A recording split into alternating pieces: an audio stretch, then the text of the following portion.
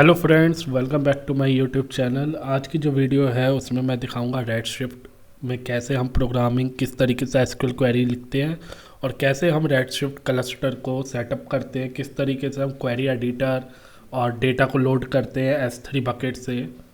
तो इन आज के वीडियो में हम ये सारे टॉपिक आपको स्क्रीन में दिख रहे होंगे, हम ये सारे टॉपिक कवर अप करेंगे। और इसमें जो है ये वीडियो काफ़ी लंबी भी हो सकती है, बट इस वीडियो में आपको काफ़ी कुछ सीखने को मिलेगा स्क्रैच से। तो चलिए वीडियो में आगे चलते हैं, पर प्लीज़ चैनल को सब्सक्राइब कीजिए और वीडियो में लाइक के साथ कमेंट करके ज़रूर बताइए ना कि कैसी लगी वीडियो। चलिए आगे चलते हैं। तो सबसे पहले हम देखेंगे रेडशिफ्ट क्लस्टर कैसे क्रिएट करते हैं। तो चलते हैं कंसोल पे, AWS कंसोल में। तो मैंने अपना कंसोल ओपन कर लिया है। इधर मैं रेडशिफ्ट सर्विस में जा रहा हूँ, आप लोग इधर से सर्च कर सकते हैं रेडशिफ्ट की मैंने एक वीडियो और बनाई थी जिसमें मैंने सारे थ्योरेटिकल कंसेप्ट एक्सप्लेन किया हुआ था। आप उस वीडियो को भी ज़रूर देखना, इसका मैं लिंक आपको वीडियो के नीचे प्रोवाइड करूँगा। सही है। अब हम लोग चलते हैं क्लस्टर क्रिएट करने के लिए। तो इधर आप देख सकते हो लेफ्ट साइड में क्रिएट क्लस्टर का ऑप्शन है, मैंने इधर क्लिक करा। इधर क्लस्टर का नेम है। उसके बाद नोड टाइप हमें सेलेक्ट करना होता है। नोड टाइप ये डिसाइड करता है कि हमें कितने CPU और रैम की क्लस्टर क्रिएट करने हैं। तो इसमें काफ़ी सारे ऑप्शन हैं और इनकी कॉन्फ़िगरेशन भी दी हुई है और विद प्राइस भी दिया हुआ है। आप देख सकते हो RA3.4 लार्ज का जो प्राइस दिया हुआ है $3.26 पर नोड पर आवर, और पर GB पर मंथ जो है इसकी कॉस्ट दी हुई है। तो आप देख सकते हो कि इधर जो है इसकी पूरी कॉस्ट दी हुई है। इसमें जो है 128 TB जो है हमारा स्टोरेज रहेगी। 4 नोड का एक क्लस्टर होगा और हर एक नोड अगर 1 घंटा चलता है तो उसकी कॉस्ट जो होगी $3 होगी। तो ये इस पूरी कॉन्फ़िगरेशन इधर दी हुई है। हम इसमें जो सबसे लाइट कॉन्फ़िगरेशन होगा, क्योंकि हम डेमो पर्पज़ के लिए यूज़ कर रहे हैं, मैं इधर DC2.large यूज़ कर लेता हूँ। तो इसमें 2 नोड होते हैं। एक नोड लीडर नोड की तरह काम करेगा, एक नोड कंप्यूट नोड की तरह काम करेगा। इन दोनों में क्या डिफरेंस होता है मैं पहले वीडियो में बता चुका हूँ। तो चलिए आगे चलते हैं। Admin super user by default इधर AWS यूजर लेता है, आप कुछ भी नाम दे सकते हैं। और इसके पास सुपर प्रिविलेज होती है, तो इसे हम एडमिन यूजर कहते हैं। और इसका पासवर्ड हम कुछ ले लेते हैं AWS यूजर। पासवर्ड मैं आपको दिखा देता हूँ, मैं इस वीडियो के बाद इसे क्लस्टर को रिमूव कर दूंगा, तो मेरे को कोई वो दिक्कत नहीं कि मैं आप लोगों से कुछ छिपाऊँ। AWS यूजर 11 मैंने जो है पासवर्ड ले लिया। इसे एक जगह जो है नोटपैड में लिख भी लेते हैं।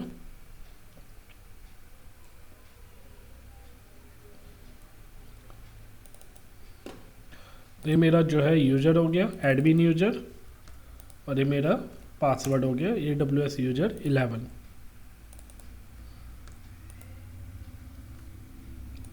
चलिए आगे चलते हैं। अब इधर IAM रोल का एसोसिएट करने का ऑप्शन है। अगर आप डेटा रेडशिफ्ट में लोड करना चाहते हो बाय यूजिंग S3 बकेट या बाय यूजिंग डेटा कैटलॉग, उन टॉपिक पे मैं आगे आऊँगा। बट अभी हम डेटा लोड नहीं करना, अभी सिर्फ हमें क्लस्टर क्रिएट करना है, इसे हम आगे देखेंगे। तो हम इधर क्रिएट क्लस्टर पे क्लिक कर देते हैं और आपका एक क्लस्टर क्रिएट होने में थोड़ा सा टाइम लगाएगा। जब तक मैं वीडियो थोड़ी देर के लिए पॉज कर देता हूँ सो डैट आपका टाइम थोड़ा सेव रहे। तो आप देख सकते हैं ऊपर मैसेज आ चुका है, Redshift cluster has been successfully created. तो क्लस्टर जो है क्रिएट हो चुका है। इसे नीचे चल के देखते हैं। आप देख सकते हो नीचे रेडशिफ्ट क्लस्टर अवेलेबिलिटी जोन और सब चीज़ें इन्फॉर्मेशन दी हुई है। अब इस पर क्लिक करते हैं और इसकी प्रॉपर्टी देखते हैं। तो आप देख सकते हैं नोड टाइप DC2 लार्ज है और ये एंड पॉइंट दिए हुए हैं राइट साइड में। एंड पॉइंट जो है आपको कनेक्ट करने में हेल्प करेंगे। जब भी आप अपनी एप्लीकेशन से कनेक्ट करना चाहते हैं डेटाबेस को, तो एंड पॉइंट के थ्रू आप कनेक्ट कर सकते हैं। और उसके बाद आप इसकी प्रॉपर्टी में जाओगे, नीचे देखो क्लस्टर परफॉर्मेंस भी आप इधर देख सकते हो। क्वेरी मॉनिटरिंग, अभी कुछ भी इधर क्रिएट नहीं है तो अभी सब कुछ ब्लैंक है। अदरवाइज इधर ग्राफ आ जाता कि आपका जो है क्या परफॉर्मेंस चल रही है। और मेंटेनेंस इसकी बाय डिफ़ॉल्ट अपने आप जो है होती रहती है। आप चाहो तो इसे डिसेबल कर सकते हो। अभी देखो डिसेबल्ड मोड में है, तो दोस्तों मेंटेनेंस जो होती है उसमें क्या रहता है कि आपके कुछ भी अनवांटेड स्पेस क्रिएट हो जाते हैं। जब भी हम टेबल डिलीट अपडेट करते हैं तो कुछ मेमोरी जो है रह जाती है, कुछ स्पेस रह जाता है, तो इसमें क्लीनिंग प्रोसेस चलता रहता है जो कि बाय डिफ़ॉल्ट चलता रहता है। तो वो क्लस्टर की मेंटेनेंस अपने आप चलती रहती है। इधर ऑप्शन होता है डिफर मेंटेनेंस, अगर आप चाहो तो उस मेंटेनेंस को बंद भी कर सकते हो, राइट। तो अभी हम चलते हैं आगे अपने पीपीटी में। आगे हमें क्या देखना है, अभी हमने रेडशिफ्ट क्लस्टर क्रिएट कर लिया है। अब रेडशिफ्ट क्लस्टर से कनेक्ट करने के दो तरीके होते हैं। एक तो क्वेरी एडिटर जो कि हमें AWS मैनेजमेंट कंसोल में मिलता है बाय डिफ़ॉल्ट, उसमें हमें कुछ भी इंस्टॉल नहीं करना, सिंपल क्वेरी एडिटर को ओपन करना है और उसके थ्रू अपने क्लस्टर में टेबल चाहो टेबल क्रिएट करो, प्रोसीजर क्रिएट करो, क्वेरी करो, डेटा बेस क्रिएट करो, यूजर क्रिएट करो, स्कीमा क्रिएट करो, जो चाहो आप कर सकते हो। तो और दूसरा तरीका होता है SQL क्लाइंट टूल।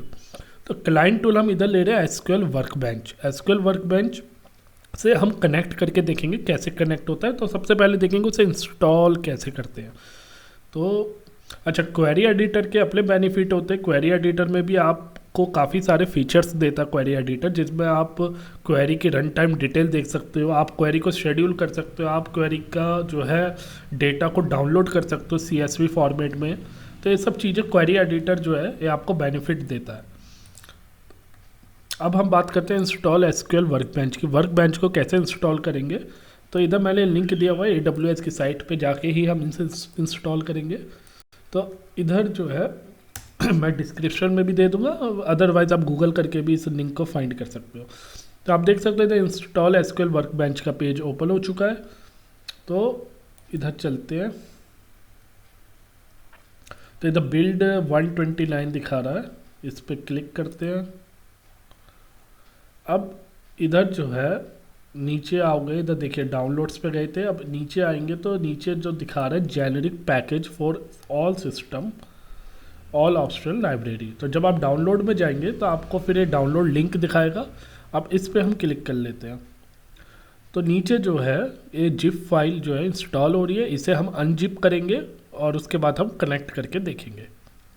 तो देखते हैं कहाँ जो है,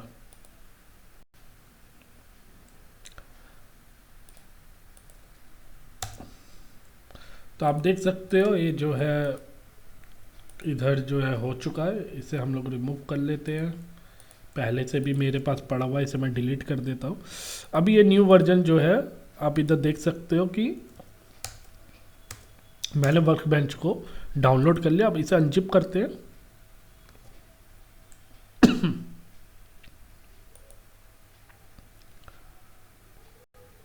राइट, अब इधर ये अनजिप हो चुका है और अनजिप करने के बाद हम इधर से कनेक्ट करेंगे। अब कनेक्ट करने से पहले कुछ प्री रिक्विजिट होते हैं जब भी हम वर्कबेंच को इंस्टॉल करते हैं। तो वो प्री रिक्विजिट ये होते हैं कि सबसे पहले हमारे पास JRE या JDK जो भी जावा का रन टाइम इन्वायरमेंट है वो इंस्टॉल होना चाहिए। तो मैंने अपने सिस्टम में JDK 11 डाला हुआ है, आप भी अपने उसमें आपको जावा डालनी पड़ेगी और उस जावा का पाथ भी आपको सेट करना पड़ेगा। मैंने जावा होम करके इन्वायरमेंट वेरिएबल में सेट कर रखा है। एंड उसके बाद जो सेकंड है, हमें एक ड्राइवर की भी ज़रूरत पड़ती है। अमेजॉन रेडशिफ्ट एक ड्राइवर ऑफर करता है, JDBC ड्राइवर, वो भी हमें उसमें लिंक करना होता है। और तीसरी चीज़ ये होती है कि हमें जो फायरवॉल रूल है, फायरवॉल रूल में हमें अलाउ करना पड़ता है कि हमारे पास आउटसाइड से ट्रैफिक आ जाए, क्योंकि SQL वर्कबेंच जो है हमारा AWS का पार्ट नहीं है। तो हमें सिक्योरिटी ग्रुप में जाके उससे अलाउ करना पड़ेगा कि भैया जो भी ट्रैफिक हो उसे अलाउ कर दो। तो सबसे पहले मैं आपको दिखा देता हूँ, मेरे में जावा इंस्टॉल है।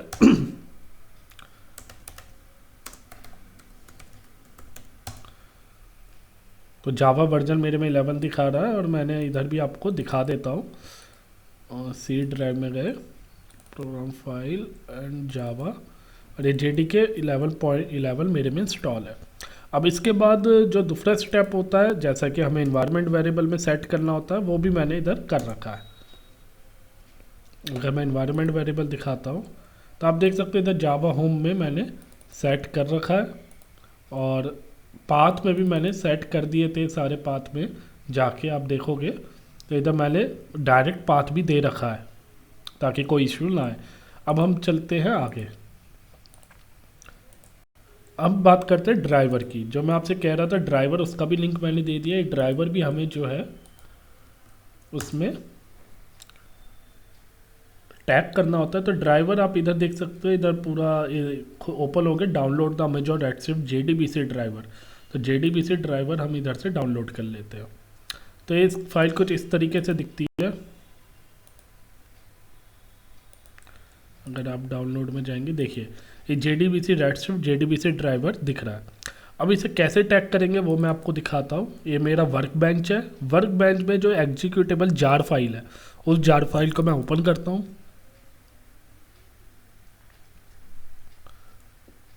अब इस जार फाइल में जब मैंने ओपन करा तो इसने देखिए पहले से ही यूज़र नेम पासवर्ड ले लिया। मैं फिर से डाल देता हूँ AWS यूजर, और जो मेरा पासवर्ड था AWS यूजर 11, ये मैंने पासवर्ड डाल दिया। अब इधर URL पूछ रहा है। ये URL इसलिए अभी ले लिया क्योंकि मैंने पहले यूज़ कर रहा था, तो इसलिए बाय डिफ़ॉल्ट उठा लिया है सेटिंग से। बट हमें कहाँ से कॉपी पेस्ट करना है URL को, रेडशिफ्ट क्लस्टर में जाना है, और आप देख सकते हो इधर JDBC URL दिया हुआ है। तो JDBC URL को इधर से कॉपी करना है और इसे हम जाके इधर पेस्ट कर देंगे URL में। और ड्राइवर में हमें सेलेक्ट करना है अमेजॉन रेडशिफ्ट ड्राइवर। अब जो हमने ड्राइवर डाउनलोड किया था उसे कहाँ से टैग करना है, तो आप लेफ्ट साइड में जब नीचे देखेंगे इधर आ रहा है मैनेज ड्राइवर, हेल्प इसके बराबर में मैनेज ड्राइवर पे मैंने क्लिक करा, और इधर आप देख सकते हो इधर ऑलरेडी ड्राइवर ऐड है। तो अगर मुझे कोई भी ड्राइवर ऐड करना है तो मैं इधर से क्लिक करूँगा, और डाउनलोड में जाके आप देख सकते हो इधर और भी ड्राइवर है पड़े हुए हैं। तो मैंने इधर ड्राइवर जो है टैग कर लिया और इसे ओके कर दिया। तो अब मेरा ड्राइवर भी कनेक्ट हो गया। अब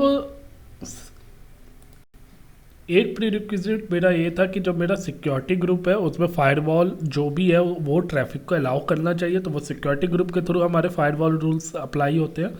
तो वो कैसे करेंगे, तो जब आप इसकी प्रॉपर्टी में देखोगे तो आपको इधर देखो, इधर डिफ़ॉल्ट VPC ले रहा है, क्योंकि मैंने जो अपना सिस्टम बनाया वो डिफ़ॉल्ट VPC में बनाया। VPC क्या होता है इसके लिए मैंने एक अलग वीडियो बना रखी है, आप चाहो तो उसे समझ सकते हैं। बट इधर आप देख सकते हो VPC और ये डिफ़ॉल्ट सिक्योरिटी ग्रुप है। तो इस सिक्योरिटी ग्रुप पे जब आप क्लिक करोगे तो ये आपको उधर भेज देगा। तो हमें ट्रैफिक अलाउ करना है ताकि मैं अपने लोकल से अमेजॉन में कनेक्ट कर पाऊँ बाय यूजिंग SQL वर्कबेंच।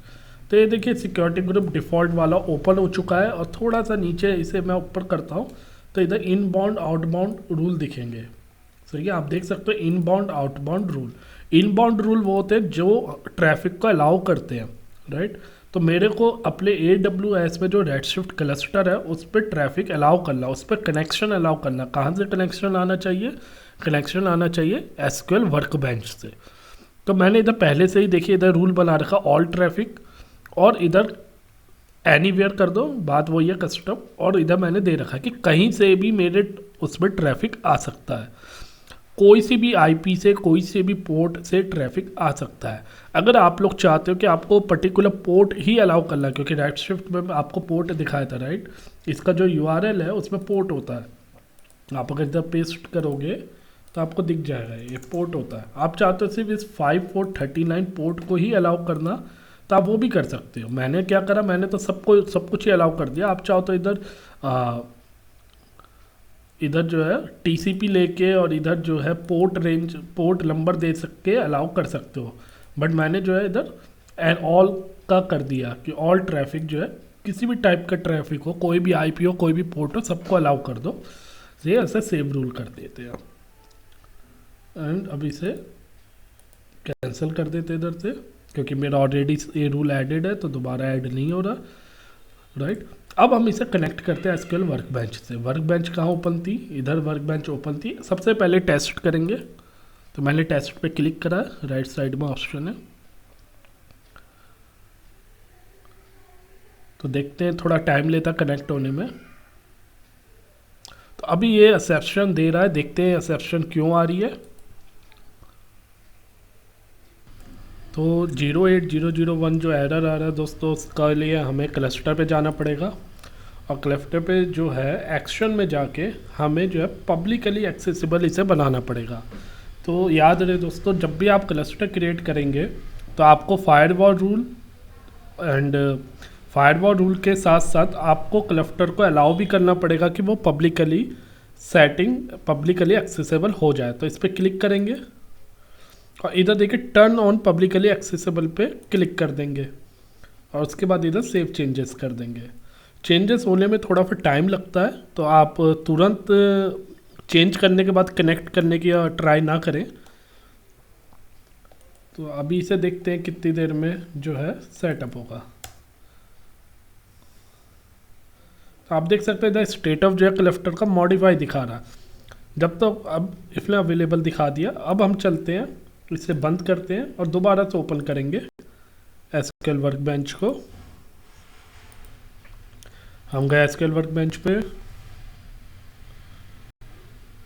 सारी डिटेल ऑलरेडी पहले से फिल है इधर। सिर्फ हमें क्या करना है, इसे एक बार दोबारा से टेस्ट करके देखते हैं। होपफुली अब हो जाना चाहिए, बट देखते हैं। हाँ, अभी हो गया कनेक्ट और अभी आपका वर्कबेंच जो है क्लस्टर से कनेक्ट हो गया। अब इसे ओके कर देते हैं। तो दोस्तों इस तरीके से हम लोग जो है वर्कबेंच को कनेक्ट करते हैं। और इधर आप देख रहे हो ऑलरेडी जो है स्टेटमेंट क्रिएटेड है। ये सब मैंने पहले काम किया था, इस वजह से ये आपको इधर दिखा रहा है। इसे क्लोज कर देते हैं, क्लोज टैप कर देते हैं सारे।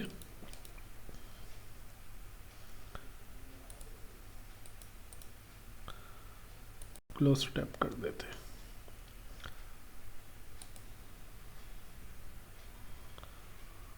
कनेक्ट टैब,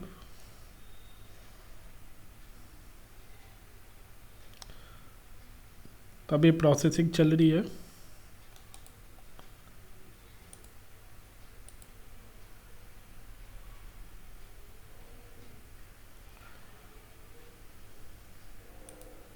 तो ऐड टैब में जाके हमने टैब को ऐड कर लिया और ये हमारी स्टेटमेंट जो है इधर आ गई स्क्रीन। तो आप इधर देख सकते हो कि इधर लेफ्ट साइड में जो है पब्लिक स्कीमा फिर डिफ़ॉल्ट क्रिएट कर दिया। जब भी हम न्यू यूजर बनाते हैं तो पब्लिक स्कीमा डिफ़ॉल्ट क्रिएट हो जाता है, राइट। अब इसके बाद हम देखेंगे कि हम इस पर स्कीमा कैसे क्रिएट कर सकते हैं। तो ये तो कहानी हो गई एसक्यूएल वर्कबेंच की। अब चलते हैं क्वेरी एडिटर। क्वेरी एडिटर जैसा कि मैंने आपसे कहा था कि बाय डिफ़ॉल्ट प्रोवाइड होता है। तो कैसे जाएंगे क्वेरी एडिटर में, मेरा आपका क्लस्टर जो कि मैंने ओपन करा हुआ है। इधर आप देखोगे साइड में क्वेरी डेटा एक ऑरेंज कलर का टैब है, इस पर क्लिक करोगे दिखा हुआ query in query editor version 2। तो हम इस वर्जन 2 पे क्लिक करेंगे। अब इसलिए क्वेरी एडिटर को ओपन कर दिया। क्वेरी एडिटर यूजर फ्रेंडली है, इसमें आप बहुत अच्छे से चीज़ों को देख सकते हैं, समझ सकते हैं। बट प्रोजेक्ट में ज़्यादातर एसक्यूएल वर्कबेंच भी यूज़ होता है, बट हम आज क्वेरी एडिटर में देखेंगे ताकि आप अच्छे से देख सकें चीज़ें कैसे क्रिएट होती हैं। तो आप देख रहे हो कि ये जो है क्लस्टर क्रिएट है। इसमें मैंने क्लिक करता हूँ क्लस्टर पे, तो ये देखो इसमें डैव नाम से डेटाबेस क्रिएट करके दिया हुआ है। डैव डेटाबेस आपको याद होगा जब हमने यूआरएल पास किया था तो यूआरएल के एंड में लिखा हुआ था डैव। तो ये जो डैव था, ये डेटाबेस का नेम था, ये पोर्ट था और ये जो है रेडशिफ्ट की कनेक्टिविटी का क्लस्टर का नेम था। तो जो डैव है इसने डेटाबेस क्रिएट कर दिया और इस डैव डेटाबेस के अंदर इसने पब्लिक स्कीमा जो है क्रिएट कर रखा है, राइट। ये माई स्कीमा मैंने जब पहले टेस्टिंग करी थी इसलिए वहाँ से ऑटोमेटिकली कैच कर लिया। इसे हम ड्रॉप कर देते हैं, ये हमारे अभी किसी काम का नहीं है। देखिए this schema could not be drop because ये एग्जिस्ट ही नहीं करता, ये बस इधर डिस्प्ले कर रहा है। तो कोई नहीं, इसे डिस्प्ले होने दीजिए। अभी जो हमारा जो डैव डेटाबेस है उसके अंदर जो है देखिए मैंने रिफ्रेश करा वो स्कीमा हट गया। Public schema by default create होके मिलता है। अब आप कह रहे होगे कि ये कैसे पता लगेगा कि रेडशिफ्ट, तो अब मैंने क्वेरी एडिटर ओपन करा बट मैंने कहीं पे भी कनेक्ट नहीं करा, तो कैसे पता लगेगा कि मेरा एडमिन यूजर से कनेक्ट है या नहीं। तो उसके लिए आप इधर देख रहे हो एक आई आइकॉन बना हुआ है, रेडशिफ्ट क्लस्टर जहाँ लिखा हुआ है इधर 3 डॉट बने हुए हैं और इधर आई आइकॉन है। आई आइकॉन पे जब आप क्लिक करोगे देखो यूजर दिखा रहे हैं AWS यूजर। फिर भी अगर आप कनेक्ट करना चाहते हो, आपको लगता है कि भाई मुझे कनेक्ट करके देखना है, तो इधर 3 डॉट पे क्लिक करो, एडिट कनेक्शन में जाओ और इधर डेटाबेस का नेम डैव है, यूजर नेम AWS यूजर है और पासवर्ड हम वही अपना रखेंगे AWS यूजर, जो कि मेरा सुपर यूजर का पासवर्ड है, सही है। और इसे मैं सेव कर दूंगा।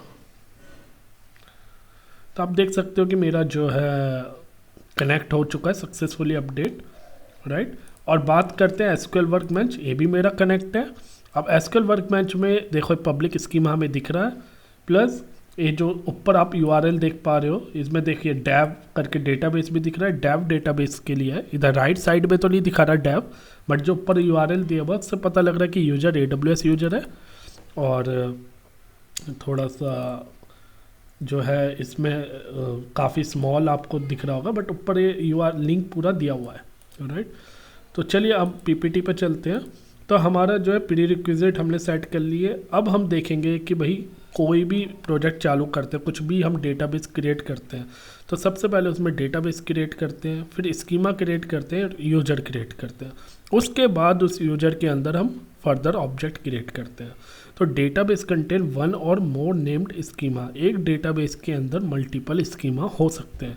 डेटाबेस डेव नाम से हमारा क्रिएट हमें बाय डिफ़ॉल्ट मिला है, उसके अंदर हम मल्टीपल स्कीमा बना सकते हैं। स्कीमा क्या होता है? स्कीमा एक तरीके का कंटेनर होता है, एक कह लो ये हायरकी है कि आपको डेटाबेस के सबसे पहले डेटाबेस क्रिएट करना पड़ेगा, उसके अंदर स्कीमा क्रिएट करना पड़ेगा, उस स्कीमा के अंदर ही आप अपनी टेबल्स, प्रोसीजर, जो भी ऑब्जेक्ट क्रिएट कर सकते हैं। तो आपका डेटाबेस डेव नाम से क्रिएट है, पब्लिक स्कीमा आपको डिफ़ॉल्ट मिला है, मगर हम अपनी वीडियो में देखेंगे कि स्कीमा कैसे क्रिएट करते हैं, कैसे उसे ग्रांट परमिशन देते हैं और कैसे हम ऑब्जेक्ट क्रिएट करते हैं उसके अंदर। तो Redshift automatically create a schema called public for every new database. To access an object in schema qualify the object by using schema name dot table name. तो कोई भी अगर हमें कोई भी स्कीमा नेम का ऑब्जेक्ट एक्सेस करना है तो उससे पहले स्कीमा नेम का नाम देना पड़ेगा। मान लो कोई टेबल क्रिएट करें हमने किसी स्कीमा में, तो हमें schema name dot table name देना पड़ेगा। अगर हम टेबल क्रिएट करते हैं और उसमें स्कीमा नेम नहीं देते तो वो table by default public schema में क्रिएट हो जाएगी, पब्लिक स्कीमा में क्रिएट हो जाएगी। चलिए आगे चलते हैं। अब देखिए इधर कमांड दी हुई है क्रिएट डेटाबेस MyDB। तो चलिए MyDB क्रिएट करके देखते हैं। मैं सब चीज़ें इसमें आपको दिखाऊंगा और थोड़ा सा वीडियो लंबा ज़रूर हो सकता है, बट आपको ये वीडियो देख के काफ़ी कुछ सीखने को मिलेगा। तो सबसे पहले देखिए हम डेटाबेस क्रिएट करते हैं MyDB, राइट। अब इस MyDB डेटाबेस को हम क्रिएट कर देते हैं और इधर हम Redshift क्वेरी एडिटर में करते हैं क्योंकि थोड़ा सा यूजर फ्रेंडली है। इसकी प्रॉपर्टी भी मैं बता देता हूँ। Redshift में देखिए सबसे अच्छी बात क्या कि आप जब इधर राइट साइड में देखोगे ना, लेफ्ट साइड में, तो देखिए इधर क्वेरीज दी हुई हैं, क्वेरी का ऑप्शन दिया हुआ है जिसमें आप कोई भी क्वेरी सेव करके रख सकते हो। आपको आपकी कोई कॉम्प्लेक्स क्वेरी आप उस पेज को सेव करके रखना चाहते हो, आप इधर रख सकते हो, राइट। तो इधर काफ़ी सारे ऑप्शन मिलते हैं। हिस्ट्री देख सकते हो कि आपने पूरे दिन में क्या क्या, किस ड्यूरेशन में कौन कौन सी क्वेरी फायर करी है। देखिए जब मैंने पहले काम किया था 2 दिन पहले, सारा हिस्ट्री 2 दिन पहले का भी इसके बाद थोड़ा बहुत है। जब मैं रिफ्रेश करूँगा तो हो सकता है गायब हो जाए, तो नहीं हुआ, बट ये दिखा रहा है, राइट। तो इसके बाद इधर देखिए मोड चेंज करने का ऑप्शन है, dark mode, light mode, setting है, कनेक्शन, एडिटर प्रेफरेंस। तो बहुत सारी चीज़ें आपको यूजर फ्रेंडली मिल जाती है। तो इसी वजह से मैं जो है इसी में आपको थोड़ा क्रिएट करके दिखाऊंगा कैसे होता है। तो सबसे पहले क्रिएट डेटाबेस MyDB क्रिएट कर लेते हैं। तो देखिए नीचे आ गया सक्सेसफुल मैसेज आ गया समरी में। तो ये आपका डेटाबेस क्रिएट हो चुका है, राइट। तो आपका एक डेटाबेस क्रिएट हो चुका है और इस डेटाबेस से आप इधर देख भी सकते हो। देखो मैंने इधर रिफ्रेश किया, MyDB नाम का डेटाबेस अब दिख रहा है, राइट। और इधर भी आप अभी जो आप कनेक्टेड है वो डेव से है, इसलिए इधर डेव दिखा रहा है, राइट। बट आपको राइट साइड में MyDB नाम से भी डेटाबेस मिल जाएगा। चलिए आगे चलते हैं। अब उसके बाद अगर आपको देखना है कि भैया डेटाबेस एक हमारी होती है मेटा डेटा टेबल, मतलब कुछ भी हम क्रिएट करते हैं उसकी एंट्री हमारी टेबल में बन जाती है, जिसे हम डिक्शनरी टेबल भी कहते हैं। तो ये टेबल ऑलरेडी बनाई होती है, हमें नहीं करना होता। अब PG डेटाबेस में इफ डेटाबेस का नाम दिखना चाहिए। अब मैंने क्वेरी चलाई, आप देख सकते हो MyDB नाम का डेटाबेस अब इधर दिख रहा है, डेव भी दिख रहा है, MyDB भी दिख रहा है, राइट। चलिए आगे चलते हैं। अब हमें यूज़र क्रिएट करना है और उस यूज़र का पासवर्ड हम देंगे myuser1111। चलिए यूज़र क्रिएट करके देखते हैं। सबसे पहले हमने डेटाबेस क्रिएट किया था, अब यूज़र क्रिएट कर लेते हैं। Create my user password this. तो ये सब चीज़ें हम किस में कर सकते हैं, एडमिन यूजर। एडमिन यूजर जो हमारा AWS यूजर, सुपर यूजर, उसी के पास परमिशन है यूजर क्रिएट करना, परमिशन देना, और कोई नहीं कर सकता। तो हमने एक अपना यूजर क्रिएट कर लिया, माई यूजर, ना पासवर्ड दे दो माई यूजर 11। सही है, ये आप याद रख लो पासवर्ड। अब उसके बाद हम इधर देखेंगे क्या मेरा यूजर क्रिएट हो चुका है। ये टेबल में भी दिखाएगा एंट्री, जैसा कि मैंने बताया कि ये टेबल होते हैं, मेटा डेटा टेबल कहते हैं इन्हें, कि कुछ भी आप ऑब्जेक्ट क्रिएट करते हो उनकी एंट्री भी बनती जाती है टेबल में, डिफ़ॉल्ट टेबल होती है। PG यूजर में नाम दिखा रहा है AWS यूजर का भी, माई यूजर का नाम भी। सही, दोनों यूजर की एंट्री दिखा रहा है। अब उसके बाद हम चलते हैं। अच्छा, अगर आपको ये देख लो कि आपका करंट यूजर कौन सा है, तो सेलेक्ट करंट यूजर कमांड भी आप चला के देख सकते हो। अगर आप वैसे तो आइकॉन में इधर क्लिक करके देखा जा सकता है, आइकॉन पे मैंने बताया था लेफ्ट साइड में आई बटन है, इस पर क्लिक करोगे, बट इधर कमांड भी आप चला सकते हो, सेलेक्ट करंट यूजर। तो देखिए करंट यूजर मेरा AWS यूजर है, उसी के अंडर मैं सारा काम कर रहा हूँ। करंट स्कीमा भी देख सकते हो, करंट स्कीमा कौन सा है, करंट स्कीमा हमारा पब्लिक स्कीमा है। सही है ना, क्योंकि अभी हम जो भी कर रहे हैं वो पब्लिक स्कीमा के अंदर ही कर रहे हैं। सही है, तो अभी करंट स्कीमा कुछ नहीं दिखा रहा, क्योंकि पब्लिक स्कीमा को ये बाय डिफ़ॉल्ट दिखाता नहीं है, राइट। तो चलिए आगे चलते हैं।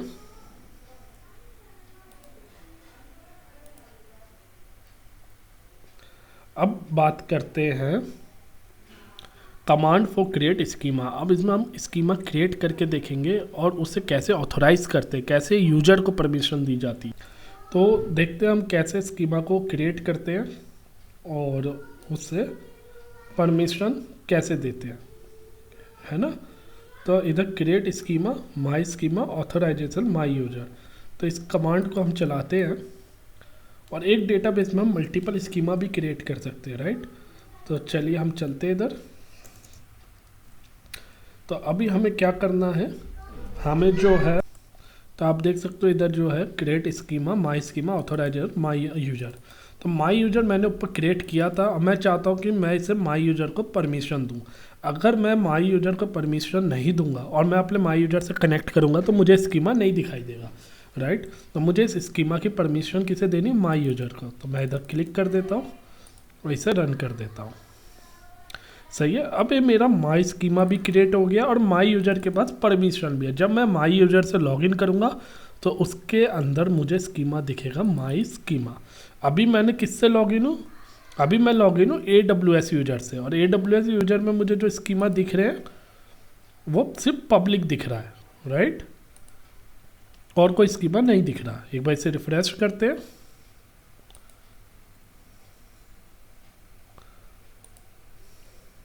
देखिए AWS यूजर जो है हमारा एडमिन यूजर है, कुछ भी क्रिएट करेंगे उसकी परमिशन तो एडमिन यूजर के पास रहेगी।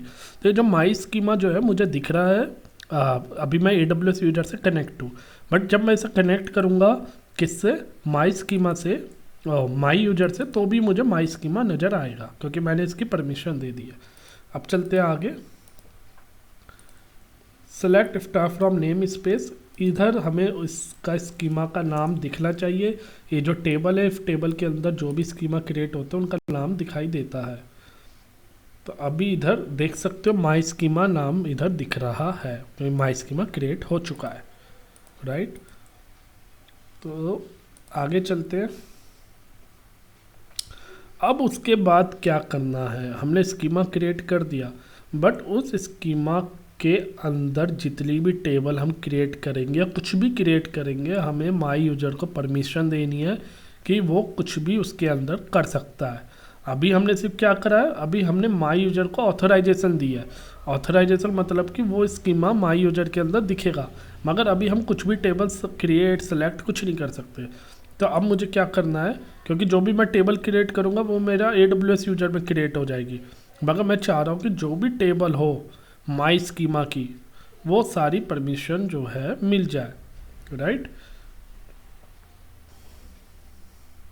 अगर आप जो है एडमिन यूजर से कोई भी टेबल क्रिएट करोगे तो वो टेबल आपको दिखाई नहीं देगी। किस पे नहीं दिखाई देगी, माई यूजर में नहीं दिखाई देगी। तो हम चाह रहे हैं कि कोई भी टेबल क्रिएट हो माई स्कीमा में वो सारी टेबल हमें दिखाई हो। तो अब हम इधर ग्रांट परमिशन दे देते हैं, किसे, माई यूजर को परमिशन दे रहे हैं,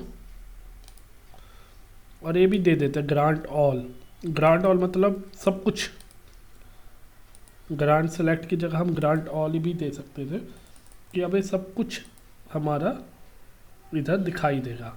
सही है। अब देखिए अभी मैं कौन से AWS यूजर से लॉग इन हूँ, माई स्कीमा में हूँ। अब मैं इसमें कोई टेबल क्रिएट करता हूँ। सही है। अब मैं इसमें एक टेबल क्रिएट करता हूँ। अगर मैं कुछ भी नोटेशन नहीं दूंगा टेबल से पहले तो बाय डिफ़ॉल्ट पब्लिक स्कीमा में क्रिएट होगा, बट अगर मुझे माई स्कीमा में क्रिएट करना है तो मुझे इधर आगे उससे पहले नोटेशन देनी पड़ेगी, माई स्कीमा डॉट EMP। अब ये मैं AWS यूजर से, सही है, AWS यूजर से टेबल क्रिएट कर रहा हूँ माई स्कीमा के अंदर। तो क्या ये टेबल मुझे जब मैं माई यूजर से कनेक्ट होऊंगा तो क्या दिखेगी, दिखनी चाहिए। क्यों? क्योंकि मैंने ग्रांट दे दिया कि भैया ऑल दिस स्कीमा में कुछ भी हो वो माई यूजर को दिखाई दे। तो अब ये टेबल देखिए इधर तो दिखेगी। अब मैं इधर आपको टेबल दिखाता हूँ। इधर गए डैब में गए माई स्कीमा में। अब आप देखते हो इधर टेबल मुझे माई स्कीमा में दिख रही है, बढ़िया। बट अब मैं लॉगिन करता हूँ किससे, मैं लॉगिन करता हूँ माई यूजर से। मैंने जो पासवर्ड दिया था आप लोगों को याद होगा, माई यूजर, जो मैंने न्यू यूजर क्रिएट किया था उसका नाम दिया था माई यूजर, और पासवर्ड लिया था माई यूजर 11, राइट। यही पासवर्ड लिया था माई यूजर 11 और माई यूजर से। डेटाबेस मैंने सेम रखा, मैं डेटाबेस नहीं चेंज कर रहा वरना फिर बहुत सारी चीज़ें आ जाती है। तो डेटाबेस में डेव ही रख रहा हूँ, सही है, और इसे सेव कर लेता हूँ। देखते कनेक्ट होता है, ये सक्सेसफुली कनेक्ट हो गया, मैसेज आ गया सक्सेसफुली अपडेटेड। सही है। अब इधर आप क्लिक करो आई पे, माई यूजर दिखा रहा है। क्या मैं इधर टेबल देख पा रहा हूँ? देखिए मुझे माई स्कीमा दिख रहा है इधर, मुझे टेबल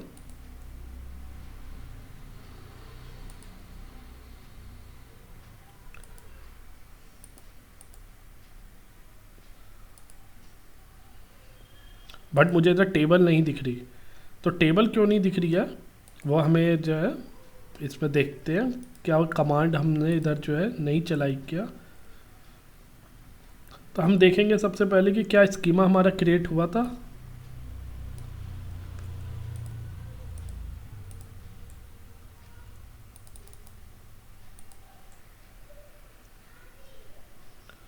स्कीमा हमें दिख रहा है, राइट।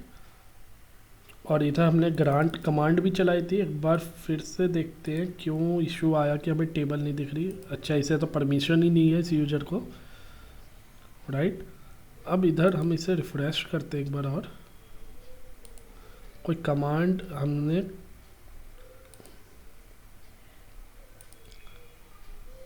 देखिए। अब इसे एक बार दोबारा से कनेक्ट करते हैं AWS यूजर से ही, AWS यूजर, और इधर पासवर्ड देते हैं AWS यूजर 11, सही है। और इसे जो है कनेक्ट करते, दोबारा से चेक करते, कोई शायद परमिशन हमने नहीं दी जिस वजह से वो टेबल नहीं दिख रही। स्कीमा दिख रहा माई यूजर में बट टेबल हमें नहीं दिख। देखिए AWS यूजर में तो टेबल दिख रही है, मगर ये टेबल मेरे को जब मैंने माई यूजर से कनेक्ट करा नहीं दिखी। वो इसलिए नहीं दिखी क्योंकि जो मैंने ग्रांट कमांड चलाई थी वो मैंने पहले चला दी थी, राइट। टेबल तो अभी क्रिएट करी है, तो ग्रांट कमांड पहले चलाने से कोई फ़ायदा थोड़ी है। अब मैं ग्रांट कमांड फिर से चलाता हूँ, राइट। अब उसके बाद ये जब ये कमांड रन हो जाएगी आई होप, तब ये दिखनी चाहिए। मैंने इसे रन कर दिया। अब मैं कनेक्ट करता हूँ अपने माई यूजर से।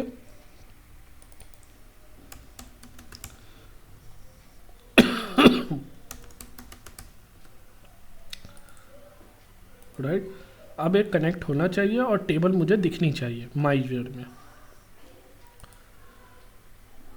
तो अभी तक हमने जो करा है, हमने सीखा है कि किस तरीके से जो है स्कीमा क्रिएट होता है और स्कीमा को ऑथराइज किया जाता है, यूजर से लिंक किया जाता है, और देन उसमें टेबल क्रिएट की जाती है।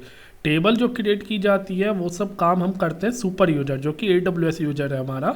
और उसके बाद हम ग्रांट दे देते हैं। ग्रांट ये दे देते हैं कि भाई माई यूजर को वो स्कीमा में टेबल और सब चीज़ें दिखाई देंगी, सारे ऑपरेशन वो कर सकता है।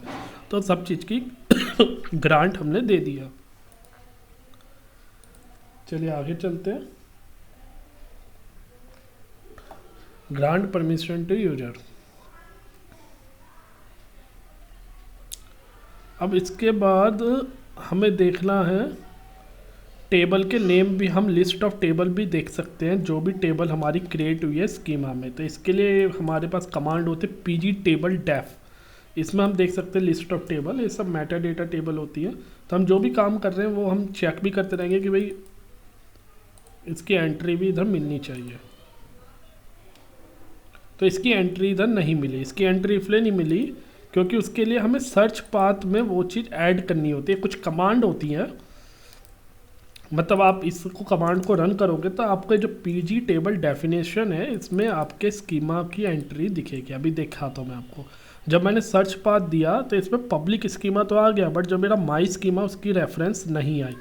तो मैं क्या करता हूँ, set search path to this.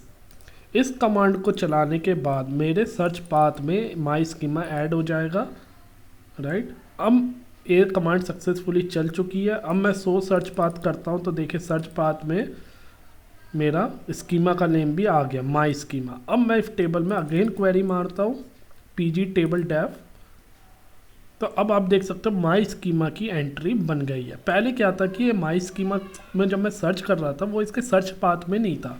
तो ये कुछ कमांड है जो कि रेडशिफ्ट देता है कि आप उससे अपने स्कीमा को सर्च पाथ में ऐड करिए, तब आप अपने टेबल को देखोगे तो आपको दिखेगा। सही है। तो इसके बाद करते हैं क्वेरी प्लान। एक्सप्लेन प्लान आप लोगों ने सुना होगा कि कभी भी हम डेटाबेस में परफॉर्मेंस चेक करना चाहते हैं, परफॉर्मेंस ट्यूनिंग नो काफ़ी बड़ा टॉपिक होता है कि कैसे कॉस्ट कम कर सकते हैं किसी क्वेरी की। अब कॉस्ट कम करने के लिए बहुत चीज़ें होती हैं कि आप इंडेक्सिंग करो, आप प्रॉपर उसमें सॉर्टिंग करो, तो बहुत चीज़ें होती हैं। मगर हम सिर्फ अभी ये देखेंगे कि अगर हमें एक्सप्लेन प्लान चेक करना हो तो क्या करना होता है। हमें सिंपल उससे पहले एक्सप्लेन लिखना और क्वेरी रन कर देना, उसकी कॉस्ट निकल के आ जाएगी।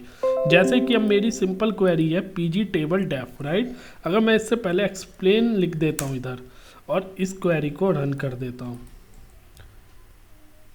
देखिए जैसे इस क्वेरी को रन किया आप देखो क्वेरी प्लान क्या निकल के आया भयानक सा। सही है ना, इसमें कॉस्ट दिखा रहा है, राइट। इस कॉस्ट को ही हमें रिड्यूस करना होता है। जैसे जैसे हम कॉस्ट को रिड्यूस करते हैं हमारी क्वेरी फास्ट चलने लगती है।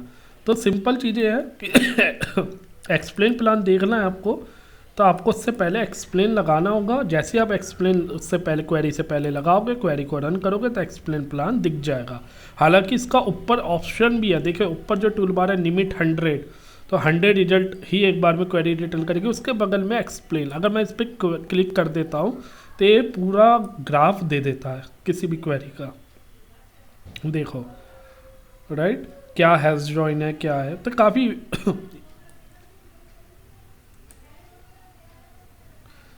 तो आप देख सकते हो उसने पूरा ग्राफ एक्सप्लेन करके दे दिया। सही है। तो ये एक्सप्लेन का ऊपर ऑप्शन है, अभी इसे ऑफ कर देते हैं, राइट। हम सिंपल इसे क्वेरी के साथ लिखेंगे तो हमें एक्सप्लेन प्लान दिख जाएगा। आगे चलते हैं।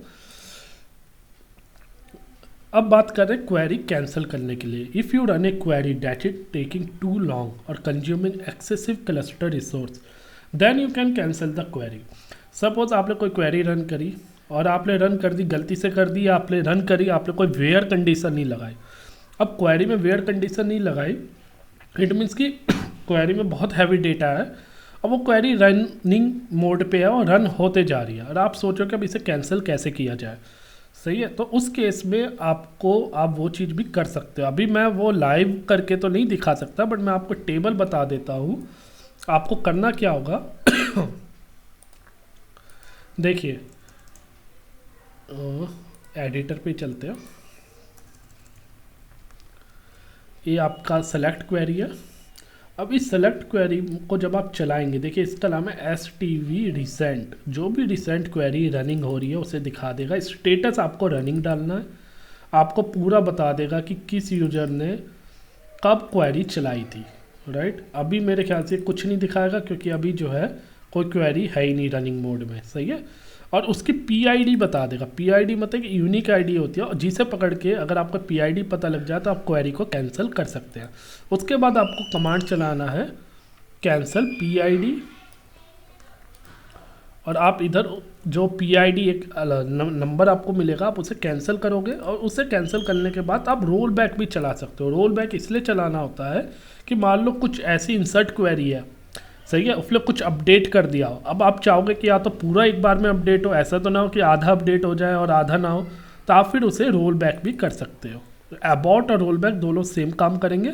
वो क्या करेंगे, जो भी अपडेट हुआ है उस सब चेंजेस को रोल बैक कर देंगे, हटा देंगे, और जैसे सिस्टम आपका पहले था वैसा दे देंगे, जो कि आपको इंसर्ट अपडेट डिलीट के केस में चलाना है। अगर सेलेक्ट क्वेरी है तो सिंपल आप कैंसिल PID करोगे, कैंसिल हो जाएगी, राइट। तो याद रखिएगा STV रिसेंट टेबल है जिससे आप पता लगा सकते हो स्टेटस क्या है और क्वेरी को कैंसिल कर सकते हो। तो चलिए आगे चलते हैं। अब बात करेंगे क्लीन अप और योर रिसोर्सेज। अगर आप चाहते हो कि अपने रिसोर्स को क्लीन करना, सही है, आप चाहते हो कि जो जो मैंने टेबल क्रिएट करी है, सब कुछ करा है, तो आप क्लीन करना, तो आप सिंपल ड्रॉप कर सकते हो डेटाबेस को। डेटाबेस को ड्रॉप करोगे सब कुछ ड्रॉप हो जाएगा, राइट। बट अभी हम कुछ ऐसा नहीं करेंगे, सही है। अब बात करते हैं, सबसे इंपॉर्टेंट टॉपिक है लोडिंग डेटा फ्रॉम S3। अगर रेडशिफ्ट में हम डेटा देखते हैं, रेडशिफ्ट में हमें डेटा लोड करना होता है, और कहाँ से लोड करना, बकेट से लोड करना है, तो कैसे करेंगे, तो वो चीज़ के लिए हम सबसे पहले एक टेबल क्रिएट करेंगे। डिस्ट्रीब्यूटेड की शॉर्ट की क्या होती है, मैंने अपने थ्योरेटिकल वीडियो में बता रखा है। ये सब कॉन्स्ट्रेंट होते हैं, सही है, और इनका पर्पस यही होता है कि आप क्वेरी को फ्रिक्वेंटली एक्सेस कर ले, परफॉर्मेंस के लिए होते हैं। तो मैं इधर आपको ज़्यादा एक्सप्लेन नहीं करूँगा, सही है। अभी हम सिंपल टेबल क्रिएट करते हैं। अब मैं इस समय माई स्कीमा डॉट वेन्यू से टेबल क्रिएट करूँगा। किस यूजर से लॉग इन हूँ मैं, ये भी याद रखिए, मैं माई यूजर से लॉग इन हूँ, सही है। तो अब मैं इधर एक टेबल क्रिएट करता हूँ। मैंने क्रिएट कर ली टेबल। आपको भी अगर टेस्टिंग पर्पज़ के लिए टेबल क्रिएट करनी हो और डेटा को लोड करना हो, तो AWS आपको सैम्पल टेबल का स्ट्रक्चर और डेटा प्रोवाइड करता है टेस्टिंग पर्पज़ के लिए, वो आप गूगल करके देख सकते हैं, राइट। तो वहीं से मैंने थोड़ा सा टेबल का स्ट्रक्चर उठाया। तो ये टेबल जो है आपको दिख रही है, क्रिएट हो चुकी है सक्सेसफुली। अब मुझे इसमें डेटा लोड करना है, तो मैं चलता है S3 बकेट में, और अपने बकेट में मैं पहले फाइल अपलोड करूँगा और फिर उस फाइल से डेटा लोड करूँगा। तो मैंने इधर रेडशिफ्ट नाम से एक बकेट पहले से बनाया हुआ है ताकि समय ज़्यादा वेस्ट ना हो।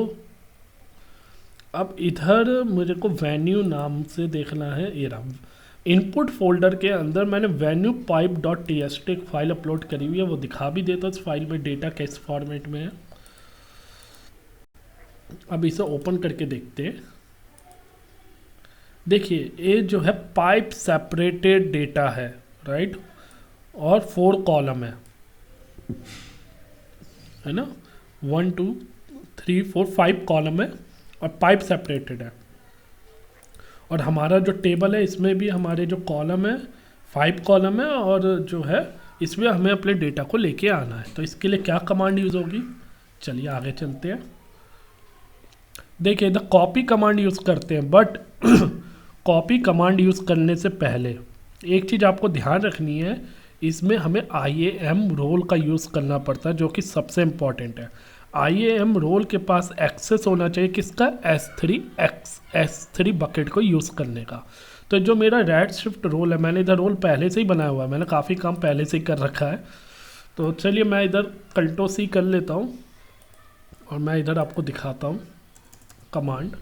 ये मेरी कमांड है, सही है। अब इस कमांड में देखिए ये तो मेरा हो गया माई स्कीमा डॉट वेन्यू, मेरा टेबल नेम हो गया, राइट, और ये मेरा पाथ हो गया जो कि मैंने कॉमर्स के अंदर दे रखा है। पाथ आप देख सकते हो, redshift bucket input venue pipe, तो ये मेरा पाथ है, और इस पाथ को आप इधर देख भी सकते हैं। ये मेरा बकेट, सही है, ये इनपुट बकेट है और इसके अंदर ये फाइल, तो मैंने पाथ दे दिया। उसके बाद मैंने इधर डीलिमीटर पास करा, एंड में देखिए डीलिमीटर, और रीजन जो है मेरा US ईस्ट है, नॉर्थ वर्जीनिया, जो कि US ईस्ट में आता है। तो इतनी चीज़ आपको समझ में आ गई। अब बात करते हैं IAM रोल, ये कैसे बनाया। सो IAM रोल जो है इसके पास मैंने एक्सेस प्रोवाइड कर रखा है किसका, S3 बकेट को यूज़ करने का, सही है। मैंने रेडशिफ्ट को एक्सेस दिया हुआ है S3 बकेट का यूज़ करने का। मैं आपको दिखाता हूँ इधर कैसे बनाया था मैंने उसे। मैं IAM में चलते हैं।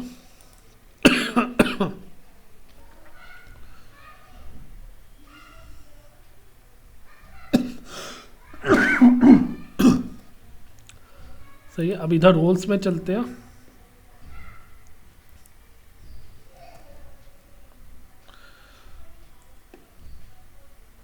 Redshift role for read data, ये रोल मैंने बनाया हुआ है। Redshift role for read data, तो ये इसका ARN है जो मैंने कॉपी किया हुआ है। ARN आप जानते हो कि एक यूनिक नंबर होता है। कोई भी IAM रोल हम क्रिएट करते हैं, कोई भी रिसोर्स क्रिएट करते हैं US में, कोई भी सर्विस, तो उसका एक यूनिक नंबर हो जाता है। इसमें देखिए अकाउंट नंबर भी आ जाता है, देन ये रोल है। अब इसमें देखिए परमिशन मैंने क्या क्या दी हुई है। मैंने इसमें काफ़ी सारी परमिशन दे रखी है, हालांकि सबकी अभी यूज़ ज़रूरत नहीं है, हम इसे आगे देखेंगे। बट अभी जो फ़िलहाल के लिए परमिशन मुझे चाहिए थी वो चाहिए थी Amazon S3 full access. Amazon S3 का, हालांकि मुझे रीड एक्सेस चाहिए था तो मैंने इधर फुल एक्सेस असाइन कर लिया। सही है। तो मैंने इधर क्या कर रहा हूँ, रेडशिफ्ट क्लस्टर को अलाउ कर रहा हूँ कि आप जो है S3 सर्विस को यूज़ कर पाएँ। सही है। अगर आप चाहते हैं इधर अपना रोल क्रिएट करना तो हम अपना रोल भी इधर क्रिएट करके मैं आपको दिखा देता हूँ कैसे रोल क्रिएट किया जाता है। सही है। मैं इधर क्रिएट रोल करा और इधर जो है मैंने सर्विस, किस सर्विस के लिए मुझे रोल क्रिएट करना है, रेडशिफ्ट, मुझे रेडशिफ्ट के लिए करना है। मैंने इधर रेडशिफ्ट सेलेक्ट कर दिया और इधर मैं कस्टमाइजर पे क्लिक कर दूंगा, क्योंकि कस्टमाइजर मतलब कि मैं रेडशिफ्ट क्लस्टर जो है आपके बिहाफ में जो है सर्विसेज को कॉल करेगा। अब इसे नेक्स्ट कर देता हूँ। सही है। अब मुझे इधर मुझे सबसे पहले मैं किसे कॉल कर रहा हूँ, S3 को, तो मैं इधर S3 को करता हूँ और इधर अलाउ कर देता हूँ S3 फुल एक्सेस। अभी मुझे यही परमिशन चाहिए, नेक्स्ट कर देता हूँ और रोल का नाम दे देता हूँ my new Redshift for test. सही है।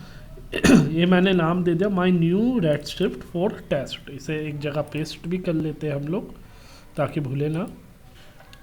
तो मैंने देखिए रोल पहले से बना रखा था,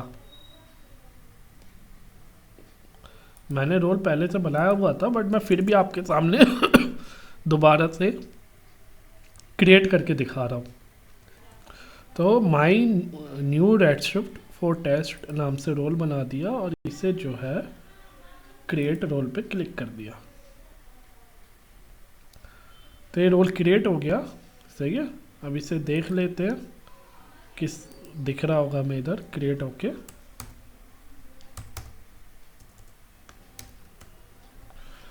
देखिए my new Redshift for test, इस रोल को लेके मैं क्या जाता हूँ, इधर जो है क्लिक कर देता हूँ। मैंने जो अपना पुराना रोल को रिप्लेस कर दिया, क्योंकि पुराने रोल पे काफ़ी सारा परमिशन था। से मेरा पुराना रोल जो था वो था रेडशिफ्ट नाम से ही था, उस पर मैंने काफ़ी सारी परमिशन दी हुई थी। दिखा देता हूँ एक बार दोबारा से पुराना रोल आपको। से ये रोल मैंने पहले क्रिएट किया हुआ था, अब मैंने न्यू रोल क्रिएट कर दिया, उस पर मैंने जो है सिर्फ S3 का फुल एक्सेस दिया हुआ है। राइट। अब मेरे को क्या करना है, इस S3 फुल एक्सेस का जो रोल है, अब मुझे कमांड चलानी है। अब मैं कमांड चला के देखता हूँ क्या ये इंसर्ट करवा रहा है या एरर देता है। तो आप देख सकते हो इसने एक्सेप्शन दे दिया। क्या एक्सेप्शन दिया कि रोल आपका एसोसिएटेड नहीं है क्लस्टर से। आपका रोल जब एसोसिएट नहीं है क्लस्टर से तो वो रोल आपका इधर काम नहीं करेगा। अब आपको थोड़ा सा समझ में आ रहा होगा कि जो रोल हम इधर लेते हैं, सही है, IAM रोल इंसर्ट करवाते समय किसमें, इस टेबल में, वो रोल मेरा एसोसिएट भी होना चाहिए किस क्लस्टर से। तो कैसे क्लस्टर पे मैं गया, आप देख सकते हैं ये क्लस्टर मेरे को दिख रहा। अब मुझे इस पर रोल कैसे एसोसिएट करना है वो चीज़ देखते हैं। कैसे करेंगे, प्रॉपर्टीज़ में जाएंगे। ये मेरा क्लस्टर है, इसकी प्रॉपर्टीज़ पे गए। अब नीचे चलिए, इधर आगे एसोसिएट IAM रोल। अब इधर एसोसिएट IAM रोल पे क्लिक करते हैं। आप इधर देख सकते हो जो रोल मैंने रेडशिफ्ट के लिए बनाए हुए हैं वो सारे रोल मुझे इधर दिख रहे हैं। तो अभी जो मैंने लेटेस्ट आप लोगों के लिए बनाया था वो था my new Redshift for test. इस पर क्लिक करा, इसे एसोसिएट कर दिया, तो ये मेरा एसोसिएट हो गया है। इसे एक बार देखते हैं। अभी स्टेटस एडिंग में है, सिंक में नहीं आया, तो अभी वेट करते हैं।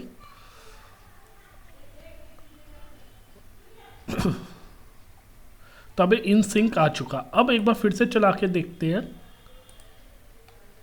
कि क्या मेरा डेटा लोड होता है नहीं होता। फिर से कमांड चलाते हैं और अब आप देख सकते हो कि भैया हमारा डेटा लोड हो चुका है। समरी में आप देख सकते हो कोई एरर नहीं दिखा रहा, राइट। तो अब मैं इसमें क्वेरी चला के देखता हूँ क्या मेरा डेटा लोड हो गया।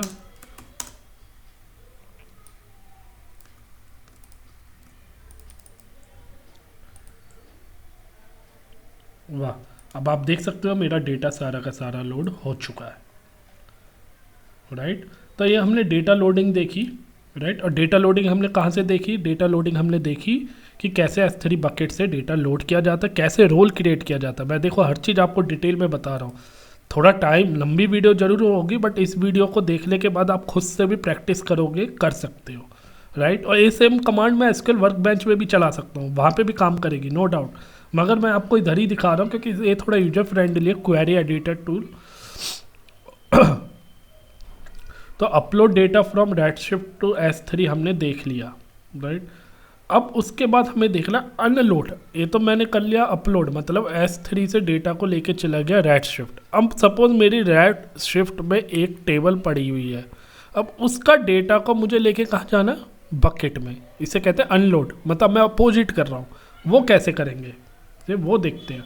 उसके लिए जो मेरी कमांड है अनलोड करके कमांड है, आप देख सकते हो इधर, मैं दिखाता हूँ। चलिए नीचे चलते हैं।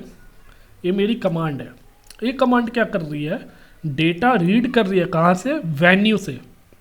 वेन्यू में डेटा आ चुका, माई स्कीमा डॉट वेन्यू टेबल में मैंने आपको डेटा दिखाया। अब उसी डेटा को उठा के दोबारा से कहाँ लेके जा रही है? आउटपुट फोल्डर में। आउटपुट फोल्डर का है, मैंने जब पहले से क्रिएट किया रखा है आउटपुट फोल्डर। ये देखिए जो मेरा बकेट है, इसी बकेट के अंदर इनपुट फोल्डर से मैंने डेटा रीड करा था। अब आउटपुट फोल्डर में मैं दोबारा से उसी डेटा को लेके आ रहा हूँ, समझ रहे हो? कहाँ से? रेडशिफ्ट से। तो अभी आउटपुट फोल्डर में काफ़ी सारे ऑलरेडी डेटा पड़ा हुआ, मैं इसे क्लीन कर देता हूँ ताकि हमें ईजिली जो है चीज़ें क्लियर हो। Permanently delete.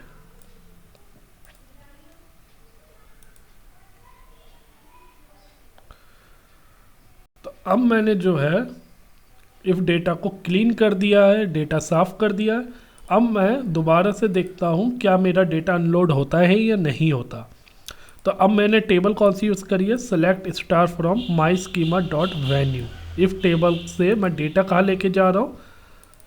आउटपुट फोल्डर पे। एक टूल देखिए वहाँ पे मैंने क्या यूज़ करा था? From. From copy table name from bucket name then IAM role, और सेम रोल को मैंने कलेक्टर से अटैच भी किया था। अब अनलोड के केस में क्या है? एक कमांड है अनलोड क्वेरी, जिस क्वेरी को हमें लेके जाना है। इधर आप कॉलम नेम भी दे सकते हो, जो कॉलम को आपको लेके जाना है। देखिए अब उसके बाद इधर देखिए IAM रोल है। अब इधर फॉर्मेट देखिए मैंने JSON दिया हुआ, आप इधर JSON भी दे सकते, CSV भी दे सकते, और चाहे तो पार्क्वेट फॉर्मेट भी दे सकते हैं, कि जो भी फॉर्मेट चाहो, जिस फॉर्मेट में डेटा ले जाना चाहते हो वो दे सकते हो। तो मैं JSON फॉर्मेट में ले गया था, तो इधर JSON लिख देता हूँ, राइट। अलाउ ओवरराइट, आप चाहो तो अलाउ ओवरराइट कर सकते हो। इसका मतलब यह है कि अगर डेटा पहले से अवेलेबल है तो वहाँ पे डेटा ओवरराइट कर देगा। अभी क्या डेटा अभी फर्स्ट टाइम हम लोग चला रहे हैं, तो इसे हटा दो अलाउ ओवरराइट को, और इस कमांड को चला देते हैं। इसे रन कर देते हैं। इसने फिर से एक्सेप्शन दे दिया है। देखिए क्या एक्सेप्शन दी है? Request role not associated with, इसने एक्सेप्शन वही सेम दे दिया कि आपका जो रोल है वो एसोसिएट नहीं है, राइट। इसका मतलब कोई हमारे को परमिशन चाहिए राइट करने की है S3 में, जब ये जो है डेटा को आगे प्रोसेस नहीं कर रहा। तो रेडशिफ्ट को S3 को एक्सेस चाहिए, रेडशिफ्ट से डेटा को, रेडशिफ्ट को एक्सेस चाहिए S3 में डेटा को राइट करने की। तो देखते कोई परमिशन हमने इधर मिस कर दिया है, तो हम लोग इसे एक काम करते हैं। S3 फुल एक्सेस तो हमने ऑलरेडी इधर जो अपना रोल था उस रोल पे दोबारा से चलते हैं। माई न्यू रोल था, राइट। इसमें हमने S3 फुल एक्सेस दिया हुआ था। अब इधर क्या कर देते हैं, इसी रोल को हम रेडशिफ्ट का भी फुल एक्सेस दे देते हैं। मुझे लग रहा कोई परमिशन है, शायद रेडशिफ्ट की होगी, तो अटैच करते हैं।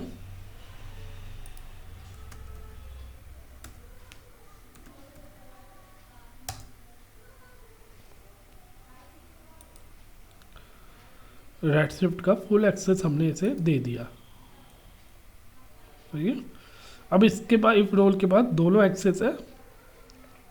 अब चल के हम दोबारा से कमांड चलाते हैं।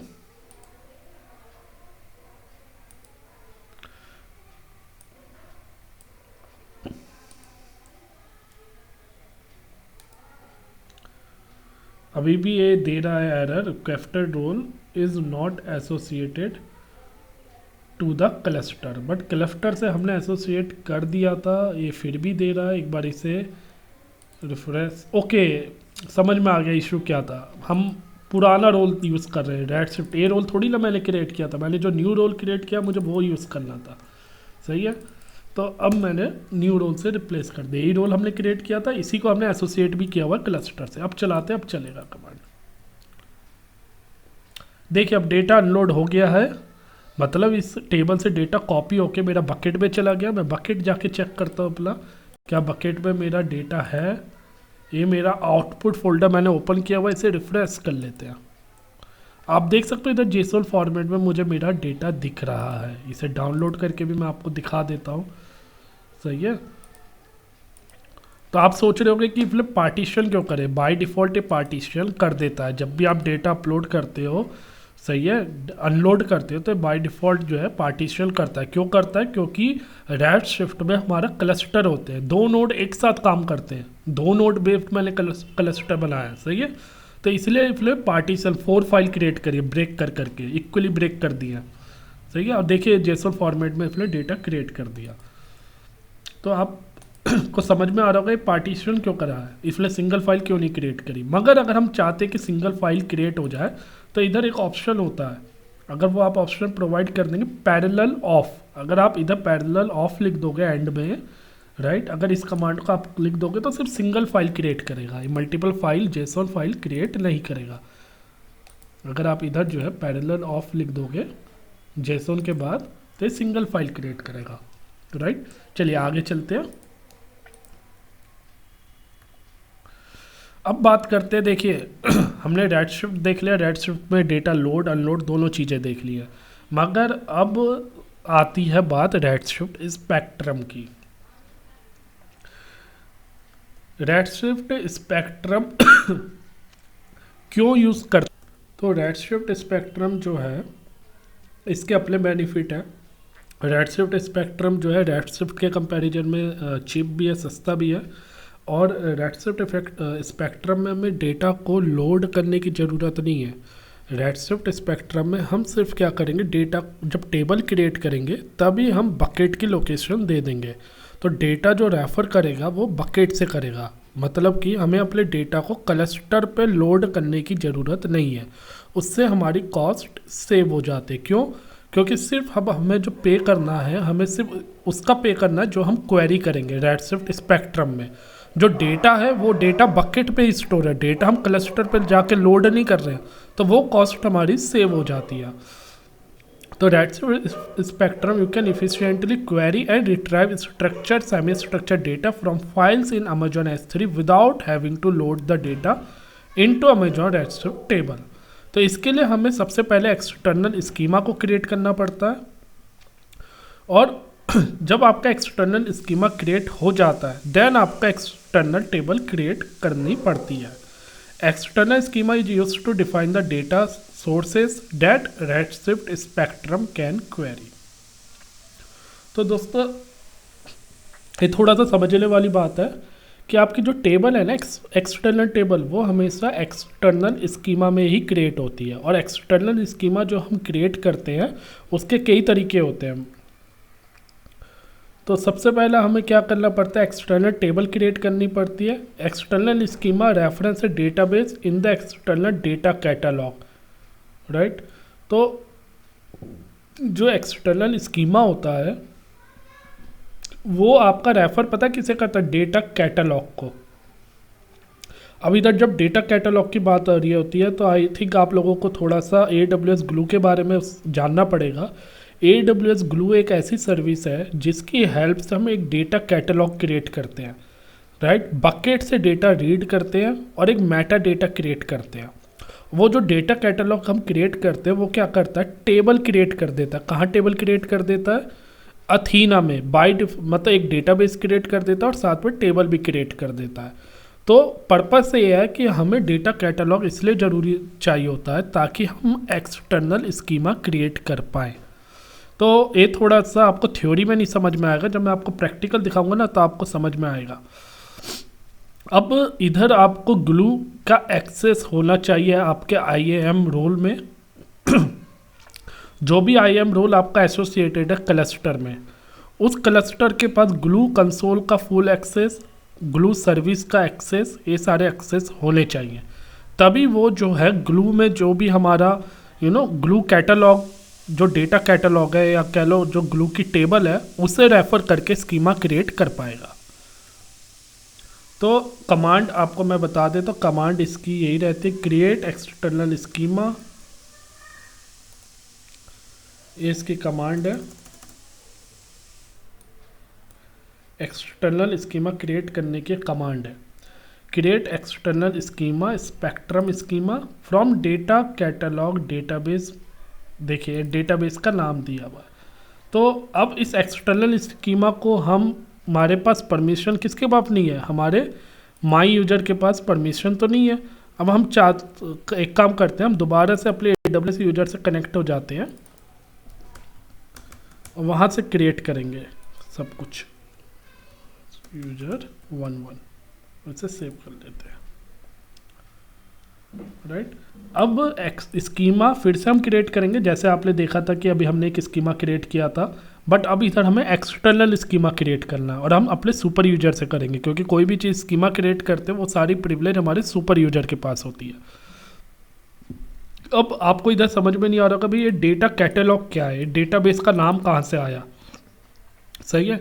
तो इफ डेटाबेस को हमें क्रिएट कैसे करते हैं उसके लिए हमें थोड़ा सा ग्लू में समझना पड़ेगा, बहुत ज़्यादा दिमाग नहीं लगाना, बट थोड़ा सा आप लोगों को ग्लू के बारे में पढ़ना पड़ेगा। मैं आपको बताता हूँ, आपको एक एक स्टेप करके बताता हूँ, आपको समझ में आएगा।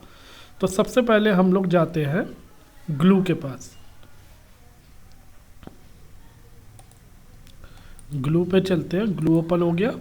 अब इस ग्लू में आप देख लो data catalog. If data catalog का काम पता क्या होता है, ये डेटा कैटलॉग का काम ये होता है कि कोई भी सोर्स से डेटा को लेता है और उसका मेटा डेटा, उसकी टेबल, उसके लिए डेटाबेस सब क्रिएट करके दे देता है। जैसे कि हम इधर चलते हैं, डेटा कैटलॉग में हम आ गए। अब इधर हम क्रिएट करते हैं, ये ऑलरेडी डेटाबेस है जो कि पहले से क्रिएटेड है, इन्हें मैं डिलीट मार देता हूँ।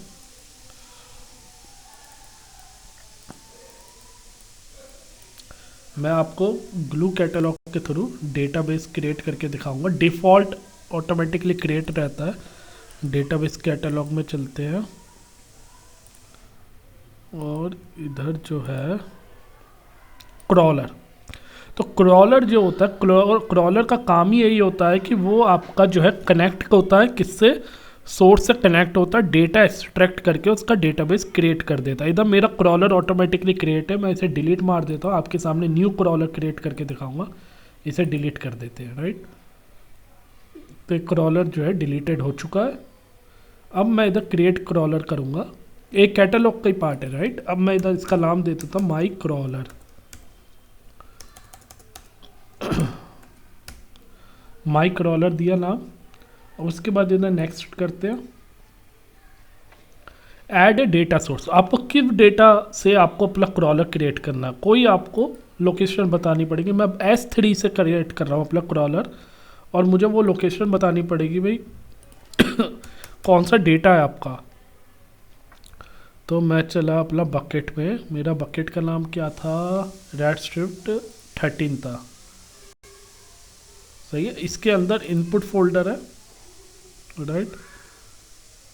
इस इनपुट फोल्डर से हम चूज कर लेते हैं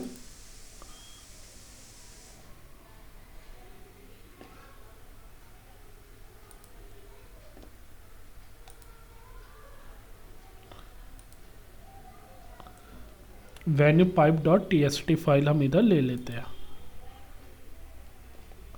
राइट। एक बार इसको मैं और देख लेता हूँ लोकेशन। राइट। तो ये मेरी लोकेशन है बकेट की, वही सेम लोकेशन मैंने इधर ली है। और इधर जो है S3 पाथ और क्रॉल्ड ऑल ऑब्जेक्ट, तो जितने भी ऑब्जेक्ट होंगे बकेट के अंदर वो सबको क्रॉल कर लेगा। सही है। अब इसके बाद करते हैं, हमें कोई और डेटा सोर्स तो क्रिएट नहीं करना, आगे चलते हैं। ऐड S3 डेटा सोर्स, इसे ऐड कर लेते हैं। देखिए और ऐड हो गया। और उसके बाद इधर इस पर क्लिक करके नेक्स्ट करते हैं। नेक्स्ट, चूज है IAM रोल। IAM रोल हमें क्या चाहिए होता है, इधर हमारा ग्लू का रोल चलता है। जैसे कि मैंने एक रोल इधर बना रखा है सौरभ ग्लू रोल, वो मैं आपको दिखा देता हूँ। सौरभ ग्लू रोल जो है, इस परमिशन है कि ग्लू को मैंने परमिशन दे दिया है, मतलब ग्लू को मैं अलाउ कर रहा हूँ। ग्लू मेरी सर्विस है, उसे मैंने अलाउ कर दिया कि भाई तू जाके S3 को फुल एक्सेस कर पाए। हमें सिर्फ यही रूल चाहिए, अमेजॉन S3 फुल एक्सेस और एक ग्लू सर्विस रोल, ये दोनों रोल हमें असाइन करने पड़ते हैं। क्लाउड वॉच रोल भी हम लोग असाइन कर देते ताकि लॉग्स को हम क्लाउड वॉच में देख सके। तो ये सारे रोल हमने परमिशन हमने असाइन कर दी किसी ग्लू सर्विस को। तो इसी रोल को मैंने इधर ले लिया है और इधर कर देते हैं नेक्स्ट। अब इधर डेटाबेस का नेम है डिफ़ॉल्ट देना चाहो डिफ़ॉल्ट, वरना ऐड डेटाबेस करके डेटाबेस क्रिएट भी कर सकते हैं। तो मैं इधर डेटाबेस का नाम दे देता हूँ माई डेटाबेस और इसे क्रिएट कर देता हूँ।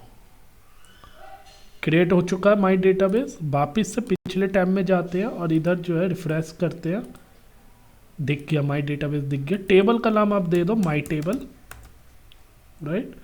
और ऑन डिमांड में क्रॉलर चलेगा। नेक्स्ट कर देते हैं, क्रिएट क्रॉलर।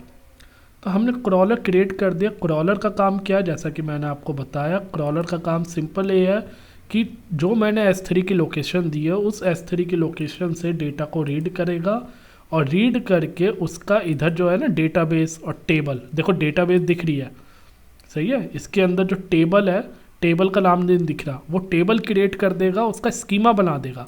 और ये सब चीज़ हम क्यों कर रहे हैं, ताकि हम एक्सटर्नल स्कीमा क्रिएट कर पाएँ, सही है। अब इस क्रॉलर को हम रन कर रहे हैं। मैं आपको शॉर्टकट भी बताऊंगा, आपको इतना सब कुछ करने की ज़रूरत नहीं पड़ेगी, बट मैं आपको फिर भी सारी चीज़ें क्लियर करके बता रहा हूँ। अब मैंने इसे रन कर दिया है। क्रॉलर स्टार्ट, माई क्रॉलर रनिंग मोड में है। अब जैसे ही क्रॉलर रन होगा ना, मेरे को टेबल जो है ना अथीना में दिखने लगेगी। AWS ग्लू कैटलॉग में जो भी हम टेबल क्रिएट करते हैं, जो भी डेटाबेस क्रिएट करते हैं ना, वो मुझे अथीना में भी दिखने लगता है, राइट। अब दिखाता हूँ मैं आपको। अभी इधर कुछ नहीं दिखा रहा, माई डेटाबेस तो दिखा रहा है, बट अभी कोई टेबल इसलिए क्रिएट नहीं करिए क्योंकि अभी क्रॉलर रनिंग मोड में है। तो वेट करते हैं कब तक ये फिनिश होता है। तो देखिए क्रॉलर क्रिएट हो चुका है, इधर मैसेज आ गया माई क्रॉलर के सामने, रेडी और सक्सीडेड। तो इट मीन्स हमारा जो क्रॉलर है वो क्रिएट हो चुका है। तो चलिए देखते हैं कि क्या टेबल क्रिएट हुई है। तो आप देख सकते हो इधर माई टेबल के नाम से क्रिएट हो गई है। और इसलिए लोकेशन, जिस लोकेशन को हमने पिक किया था, जब हम डेटा कैटलॉग मतलब क्रॉलर के थ्रू हम जब क्रिएट कर रहे थे अपना डेटाबेस टेबल, तो हमने ये वाली लोकेशन ली थी। इस लोकेशन में जो इनपुट है उस इनपुट से मैंने अपनी टेबल क्रिएट करी है, मतलब मेरी टेबल में जो डेटा रहेगा वो इस इनपुट का होगा, सही है। अब इसमें हम देखते हैं डेटाबेस हमारा दिख गया, माई डेटाबेस, ये रही हमारी टेबल। टेबल को ओपन करके हम इधर देख सकते हैं, देखो ये पूरा टेबल का स्ट्रक्चर है। और इसलिए जो है स्कीमा क्रिएट कर दिया, कॉल 0 1 2 3 4, इसलिए अपने हिसाब से कॉलम असाइन कर दिए और एक स्कीमा मेटा डेटा क्रिएट कर दिया। तो अब मैं चलता अथीना में।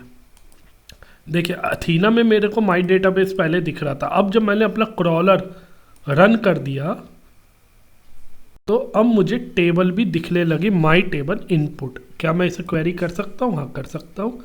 और मुझे इस पर क्या डेटा दिखेगा, वही डेटा दिखेगा जिसको लेके मैंने टेबल क्रिएट करी थी। आप देख सकते हो कॉलम 0 1 2 3 4, इसलिए अपने नाम से कॉलम ले लिए और इसमें बहुत सारा डेटा डिस्प्ले हो रहा है। कौन सा सारा डेटा डिस्प्ले हो रहा है, जो मैंने इधर आपको दिखा देता हूँ।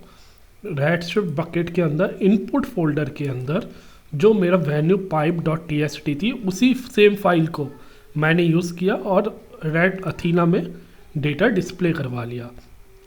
तो ये सब चीज़ें जो हमने तामझाम करा कैटलॉग, डेटा कैटलॉग जिसे हम कहते हैं, क्रॉलर के थ्रू हमने एक इस डेटाबेस बनाया और टेबल बनाया, और वो डेटाबेस टेबल हमें अपने आप अथीना में दिखने लगा, राइट।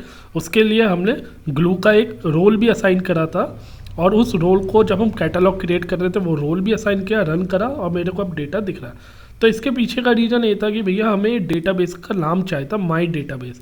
अब इफ डेटाबेस के बेस पर मैं अपना एक्सटर्नल स्कीमा क्रिएट कर सकता हूँ, सही है। मेरे पास इधर अथीना में डेटाबेस होना चाहिए बस, अगर है तो मैं अपना स्कीमा क्रिएट कर सकता हूँ। तो चलिए हम लोग चलते हैं कहाँ अपना क्लस्टर पे, रेडशिफ्ट। तो रेडशिफ्ट में हम चलते हैं,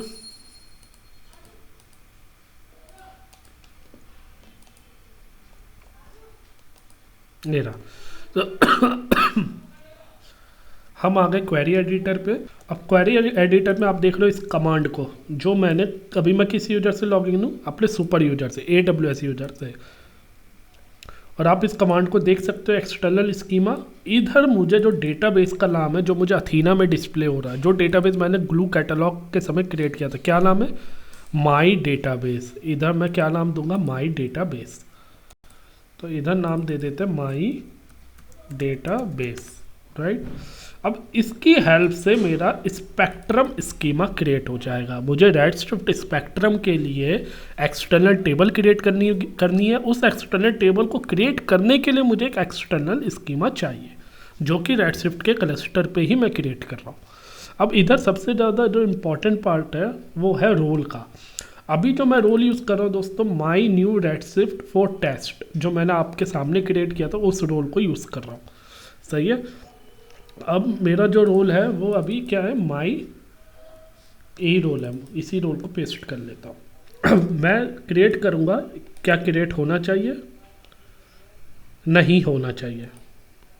देखिए नहीं हुआ, क्यों नहीं हुआ, इसलिए नहीं हुआ क्योंकि जो ये रोल है ना, इस रोल के पास ग्लू को एक्सेस करने की परमिशन ही नहीं है। चलिए इस रोल को एक बार देख लेते हैं, इसके पास क्या परमिशन है। कहाँ गया हमारा रोल। थोड़ा सा इसमें जो खेल है दोस्तों वो रोल का है, IAM रोल का बहुत इंपॉर्टेंट रोल है। तो हम अपने रोल पे चलते हैं और इसे सर्च कर लेते हैं। इसी रोल को मैंने अपने क्लस्टर में भी असाइन किया हुआ, जब क्लस्टर क्रिएट करते हैं एसोसिएट करना पड़ता है रोल।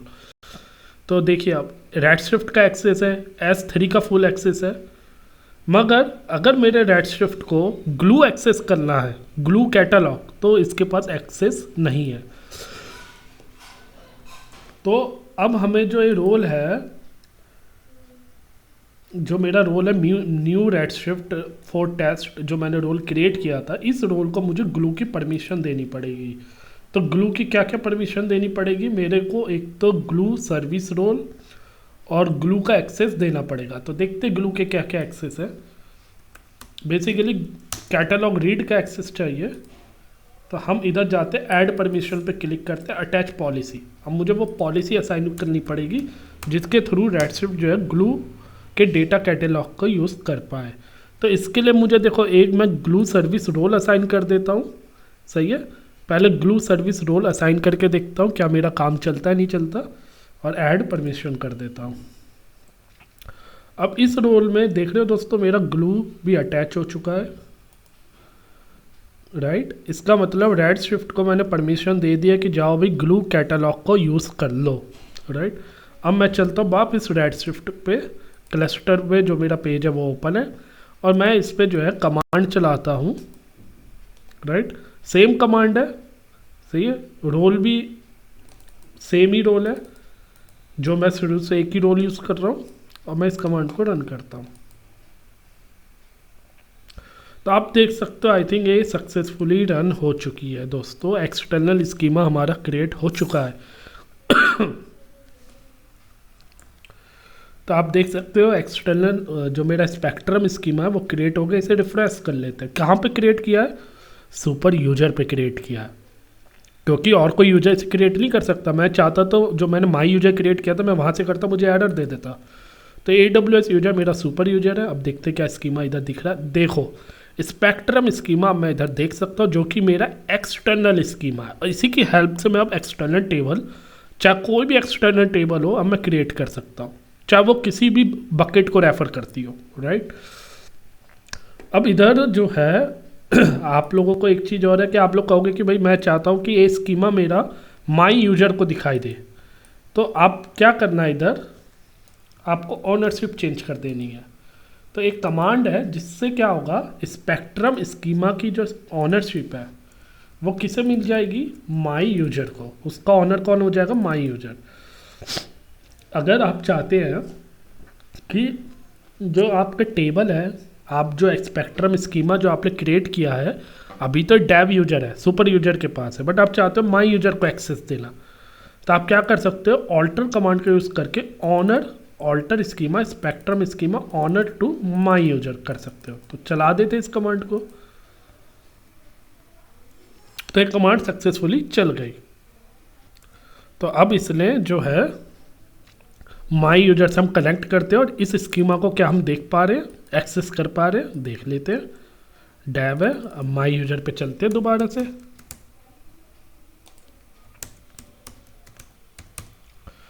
माई यूजर 11 मेरा पासवर्ड था, याद करिए, सेम पासवर्ड मैंने इधर पास कर दिया। डेटाबेस हमारा सेम ही है, डेव ही है, ओनली यूजर हमने चेंज कर दिया, राइट। तो ये देखिए माई यूजर से हम कनेक्ट हो गए, डी भी हमारा सेम ही है, डेव ही है। अब माई स्कीमा हमें दिख रहा है और स्पेक्ट्रम स्कीमा हमें दिख रहा है। स्पेक्ट्रम स्कीमा का क्योंकि हमने ऑनरशिप किसे दे दिया, माई यूजर को दे दिया। तो आप देखो इधर मैं देख सकता हूँ स्पेक्ट्रम स्कीमा, और इसके अंदर देखिए टेबल भी दिख रही है। क्यों टेबल दिख रही है, क्योंकि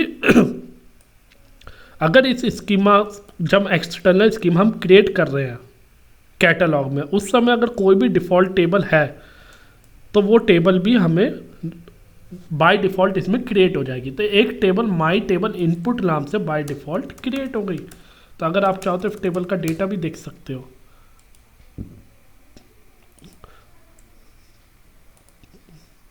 तो जो सेम टेबल आपने अथीना में देखी थी, वो सेम टेबल इधर बाय डिफ़ॉल्ट अपने आप क्रिएट हो गए जब हमने एक्सटर्नल स्कीमा क्रिएट करा। तो एक तरीका तो आपने देखा कैटलॉग के थ्रू हमने एक्सटर्नल स्कीमा क्रिएट किया, और जब एक्सटर्नल स्कीमा क्रिएट किया तो जो टेबल क्रिएट हुई थी वो ऑटोमेटिकली इधर क्रिएट हो गई, सही है। अब बात आती है कि अगर मेरे को कोई दूसरी टेबल बनानी हो, सही है। अभी तो हमने देखा कि एक्सटर्नल स्कीमा क्रिएट कर लिया, अब देखते हैं कोई न्यू टेबल बना के देखते हैं। अब हम इसे इस टेबल को बनाते हैं, सही है, सेम टेबल है। अब इधर नाम हमारा वेन्यू है, राइट। हमने एक टेबल ले ली वेन्यू, और किसके अंदर बना रहे, स्पेक्ट्रम स्कीमा के लिए। वही हमारा जो है डेटा पाइप सेपरेटेड डेटा है, और आपको मैं पहले ही दिखा चुका हूँ, इनपुट फोल्डर में पड़ा हुआ इधर पाइप सेपरेटेड डेटा, ये रहा मेरा बकेट की लोकेशन। अब जो है मैं फोल्डर का नाम मैंने इधर दे दिया, लोकेशन कौन सी मेरी, रेड शिफ्ट 13 इनपुट, सही है। अब मेरे को भाई साहब इधर डेटा को लोड करने की ज़रूरत नहीं है। मैं जैसे ही एक्सटर्नल टेबल क्रिएट करूँगा मुझे डेटा डिस्प्ले होना चालू हो जाएगा टेबल में। ये देखिए ये कमांड सक्सेसफुली रन हो गई, राइट। समरी में देख सकते हैं रिजल्ट में। और अब चलिए इसे क्वेरी करते हैं टेबल को।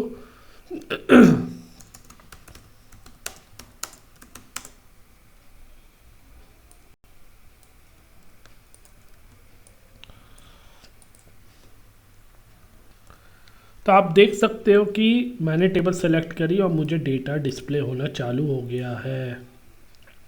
रिजल्ट साइड में डिस्प्ले आ गया, और अब सारे कॉलम के नाम भी आ रहे हैं। ये कॉलम के नाम कहाँ से फैच हो गए, जो मैंने टेबल क्रिएट करी, राइट। और इस कॉलम में जो डेटा आया वो कहाँ से फैच हो गया, इस लोकेशन से। तो एक्सटर्नल टेबल का फ़ायदा ये हुआ कि आपको डेटा को क्लस्टर पे लोड करने की ज़रूरत नहीं है। इधर आपकी कॉस्ट भी सेव हो रही है, आपका सिंपल डेटा आपका इस लोकेशन से फैच हो रहा है, राइट। बस आपको एक्सटर्नल स्कीमा स्पेक्ट्रम स्कीमा इसे वन टाइम क्रिएट करना पड़ेगा, वो आप कैटलॉग के हेल्प से भी कर सकते हो, सही है। चलिए आगे चलते हैं। एक मैं एग्जांपल और बता देता हूँ आपको। मैंने अगर एक एग्जांपल और आप लोगों के लिए तैयार कर रखा है, जैसे कि मेरे पास एक टेबल और है, सही है। ये टेबल मैंने, आप देख रहे हो, या इधर ले लेता हूँ दूसरे टैब में, इधर काफ़ी चीज़ें मैंने कर दी हैं, इधर कर लेते हैं। देखिए ये टेबल मैंने क्रिएट कर रहा हूँ और अब की बार मैं लोकेशन देखिए चेंज कर रहा हूँ। मैं इनपुट 1 फोल्डर ले रहा हूँ। इनपुट 1 फोल्डर में मेरे क्या है, इनपुट फोल्डर में मैंने पहले से कुछ डेटा डाला हुआ है।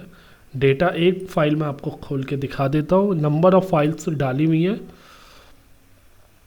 ये देखिए इन सारी फाइलों को मैं जो है एक्सटर्नल टेबल की हेल्प से डेटा देखूंगा। ये देखो ये सारा डेटा है इस फाइल में, काफ़ी सारा डेटा है और CSV फाइल है, कॉमा सेपरेटेड फाइल है। अब इस डेटा को मुझे पॉइंट करवाना है अपनी एक्सटर्नल टेबल को। तो ये जितनी भी फाइलें हैं आप देख रहे हो काफ़ी सारी फाइलें इस फोल्डर के अंदर, इनपुट 1 के अंदर ये सारी की सारी फाइलों का डेटा डिस्प्ले हो जाएगा। बहुत सिंपल है, कुछ लोड अनलोड कोई कमांड नहीं चलानी। राइट सिर्फ स्पेक्ट्रम में हमने सबसे पहले स्कीमा क्रिएट किया था, स्पेक्ट्रम स्कीमा। अब इस स्कीमा की हेल्प से आप कितनी भी टेबल बना सकते हो इस स्कीमा में। एक टाइम आपको स्कीमा बनाना है बस। अब देखिए इधर मैंने पार्ट, टेबल का नाम दिया पार्ट, और इधर मैंने लोकेशन दे दी नीचे सबसे आखिरी में input_1, और फाइल मेरी कॉमा सेपरेटेड है, बस मुझे डिलीमीटर बताना है और नंबर ऑफ कॉलम जो भी मैं इधर ले रहा हूँ उतने ही नंबर ऑफ कॉलम मेरे डेटा में होने चाहिए। राइट, तो चलिए मैं इधर रन करता हूँ। देखिए कमांड सक्सेसफुली चल चुकी है, कोई एरर नहीं, कुछ नहीं।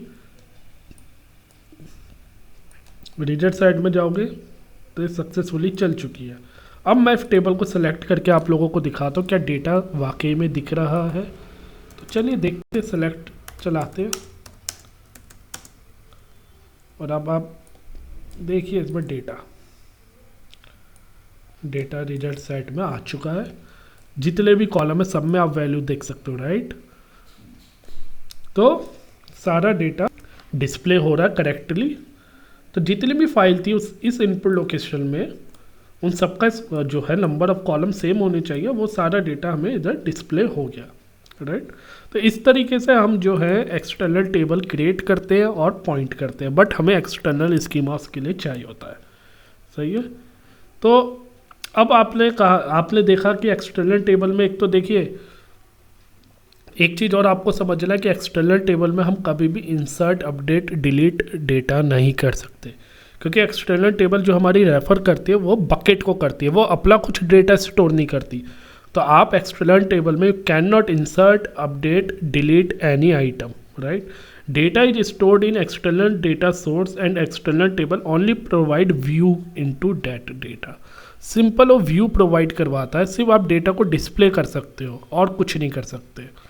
If you drop an external table in Redshift, it only remove the metadata about the table from the cluster. अगर आप एक्सटर्नल टेबल को ड्रॉप करते हो, डिलीट मारते हो, टेबल को रिमूव करते हो, तो वो जो है सिर्फ टेबल के स्ट्रक्चर को रिमूव करेगा, बट जो बकेट में डेटा है वो वैसी का वैसी आपका रहेगा। सही है, it does not affect the data stored in the external data source. अब आपको सभी को थोड़ा सा लग रहा होगा कि एक्सटर्नल स्कीमा बनाने में इतना तामझाम करना पड़ा हमें, ग्लू कैटलॉग के थ्रू हमने एक्सटर्नल स्कीमा बनाया। सही है, फिर उस एक्सटर्नल स्कीमा को फिर हमने अपने रेडशिफ्ट में क्रिएट करा, तो काफ़ी ज़्यादा चीज़ें करनी पड़ी थी। क्रॉलर चलाया, क्रॉलर को पॉइंट किया लोकेशन S3 लोकेशन से, फिर उसकी हेल्प से एक डेटाबेस और टेबल क्रिएट करा, तो बहुत कुछ तामझाम करना पड़ा। तो उन सब तामझाम से बचने के लिए मैं आपको एक शॉर्टकट बताता हूँ। आपको कुछ नहीं करना, आप अथीना में जाओ और अथीना में आप सीधा डेटाबेस को क्रिएट कर सकते हो। सही है, आपको अथीना में जो है डेटाबेस आप डायरेक्ट भी क्रिएट कर सकते हो। जैसे कि अथीना में मैंने आपको दिखाया था कि ये जो माई डेटाबेस है मैंने कैसे बनाया था, ग्लू के क्रॉलर के थ्रू बनाया था। अब मुझे ग्लू नहीं यूज़ करना, मुझे सिंपल जो है मैं एक डेटाबेस बना रहा हूँ। आप देख रहे हो माई डेटाबेस 2, मैंने डेटाबेस मुझे चाहिए क्यों, एक्सटर्नल स्कीमा बनाने के लिए, उसके लिए बड़ी मेहनत करनी पड़ी थी। अब मैं सीधा डेटाबेस बना रहा हूँ माई डेटाबेस 2। तो आप देखिए कंप्लीटेड, सक्सेसफुली कंप्लीटेड हो गया, डेटाबेस क्रिएट हो गया। इसे रिफ्रेश कर लो। अब आप इधर देखो एक तो माई डेटाबेस दिख रहा है और एक माई डेटाबेस 2 दिख रहा है। इसमें कोई भी टेबल नहीं है, हमें चिंता भी नहीं करनी, हमें टेबल क्रिएट भी नहीं करनी, हमें सिर्फ एक डेटाबेस चाहिए और वो माई डेटाबेस क्रिएट हो चुका है, माई डेटाबेस 2। अब इसकी हेल्प से हम एक्सटर्नल स्कीमा क्रिएट करके देखते हैं। चलिए, तो एक्सटर्नल स्कीमा हम क्रिएट करते हैं। हम चाहे तो इधर भी रन कर सकते हैं कमांड। ये देखिए, मैंने जो है बहुत देर से एसक्यूएल वर्कबेंच का सेशन खोला हुआ है पब्लिक डोमेन से, आप चाहो तो इधर भी रन कर सकते हो। सही है, मैं इधर इसलिए नहीं करता क्योंकि थोड़ा यूजर फ्रेंडली कम है, तो बट आप चाहो तो इधर भी कर सकते हो, राइट। इधर भी रन करोगे इधर भी चलेगी कमांड। तो चलिए हम अपने क्वेरी एडिटर पे चलते हैं जहाँ से हम सब चीज़ें रन कर रहे हैं। एसक्यूएल वर्कबेंच को हम टच नहीं करते, बट हमें पता है एसक्यूएल वर्कबेंच कैसे यूज़ करते हैं, मैंने आपको बता दिया कैसे इसे इंस्टॉल करना है। तो अब आप देखिए, इधर आ जाइए और इधर हम इसे टेबल को तो हमारी क्रिएट हो चुकी है, हम इधर जो है एक्सटर्नल स्कीमा बनाएंगे। एक किससे बनाएंगे? माई डेटाबेस, किस नाम से डेटाबेस क्रिएट किया था? माई डेटाबेस 2।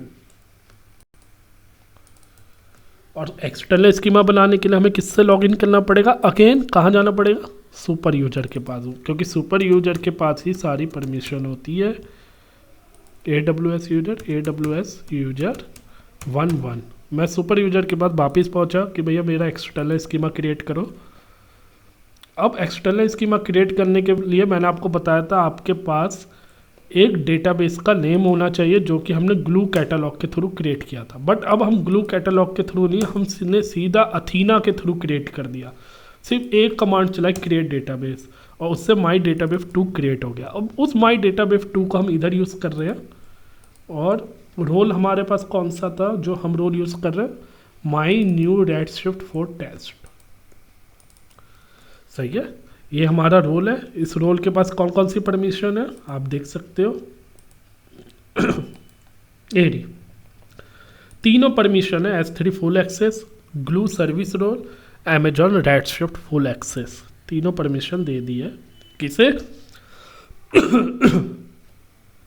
ये परमिशन हमने रेडशिफ्ट को दी है।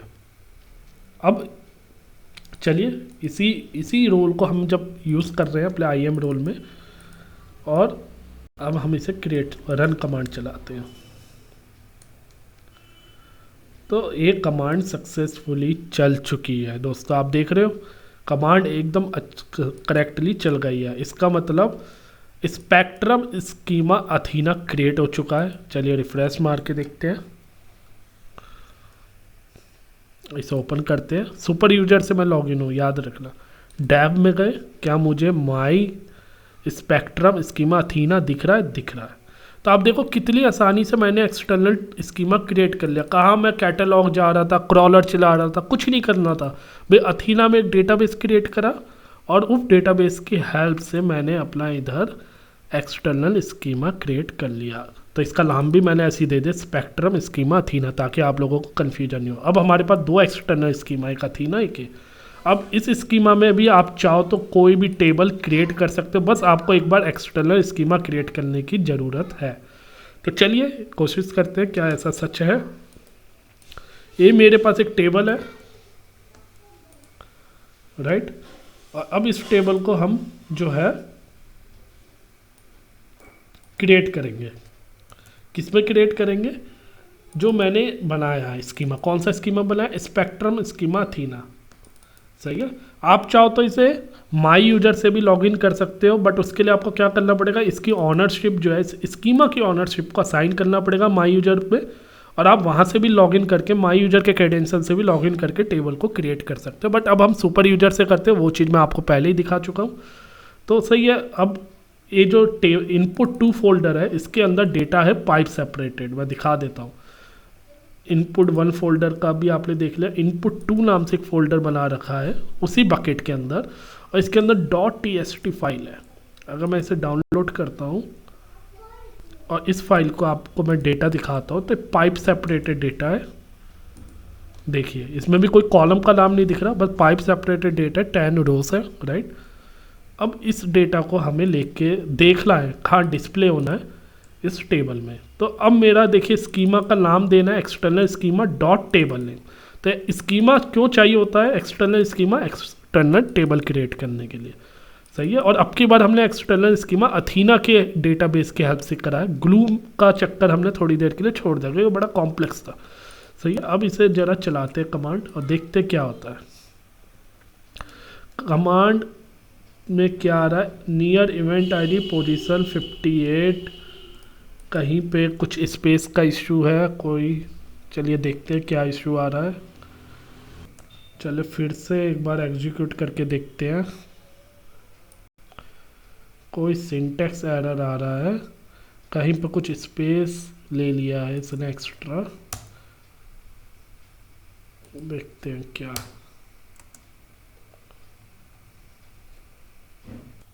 तो देखिए मैंने इधर जो साइड के स्पेस थे वो सारे हटा दिए। कई बार क्या होता है कॉपी पेस्ट करते समय कुछ स्पेस ऐड हो गए थे जिसकी वजह से एरर आ रही थी। तो ये टेबल जो है मेरी क्रिएट हो गई है, मैंने स्पेस हटा के रन करी तो आप देख लो ये टेबल मेरी सक्सेसफुली क्रिएट हो गई है। अब अगर मैं इसमें सेलेक्ट क्वेरी मारूंगा तो जो इनपुट 2 में जो भी फाइल है वो इधर डिस्प्ले हो जाएगी, परफेक्टली होनी चाहिए।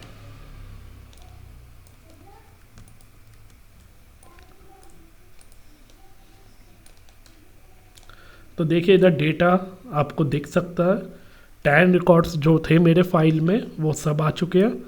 तो अब आपको समझ में आ रहा होगा कि एक्सटर्नल टेबल कैसे क्रिएट की जाती है।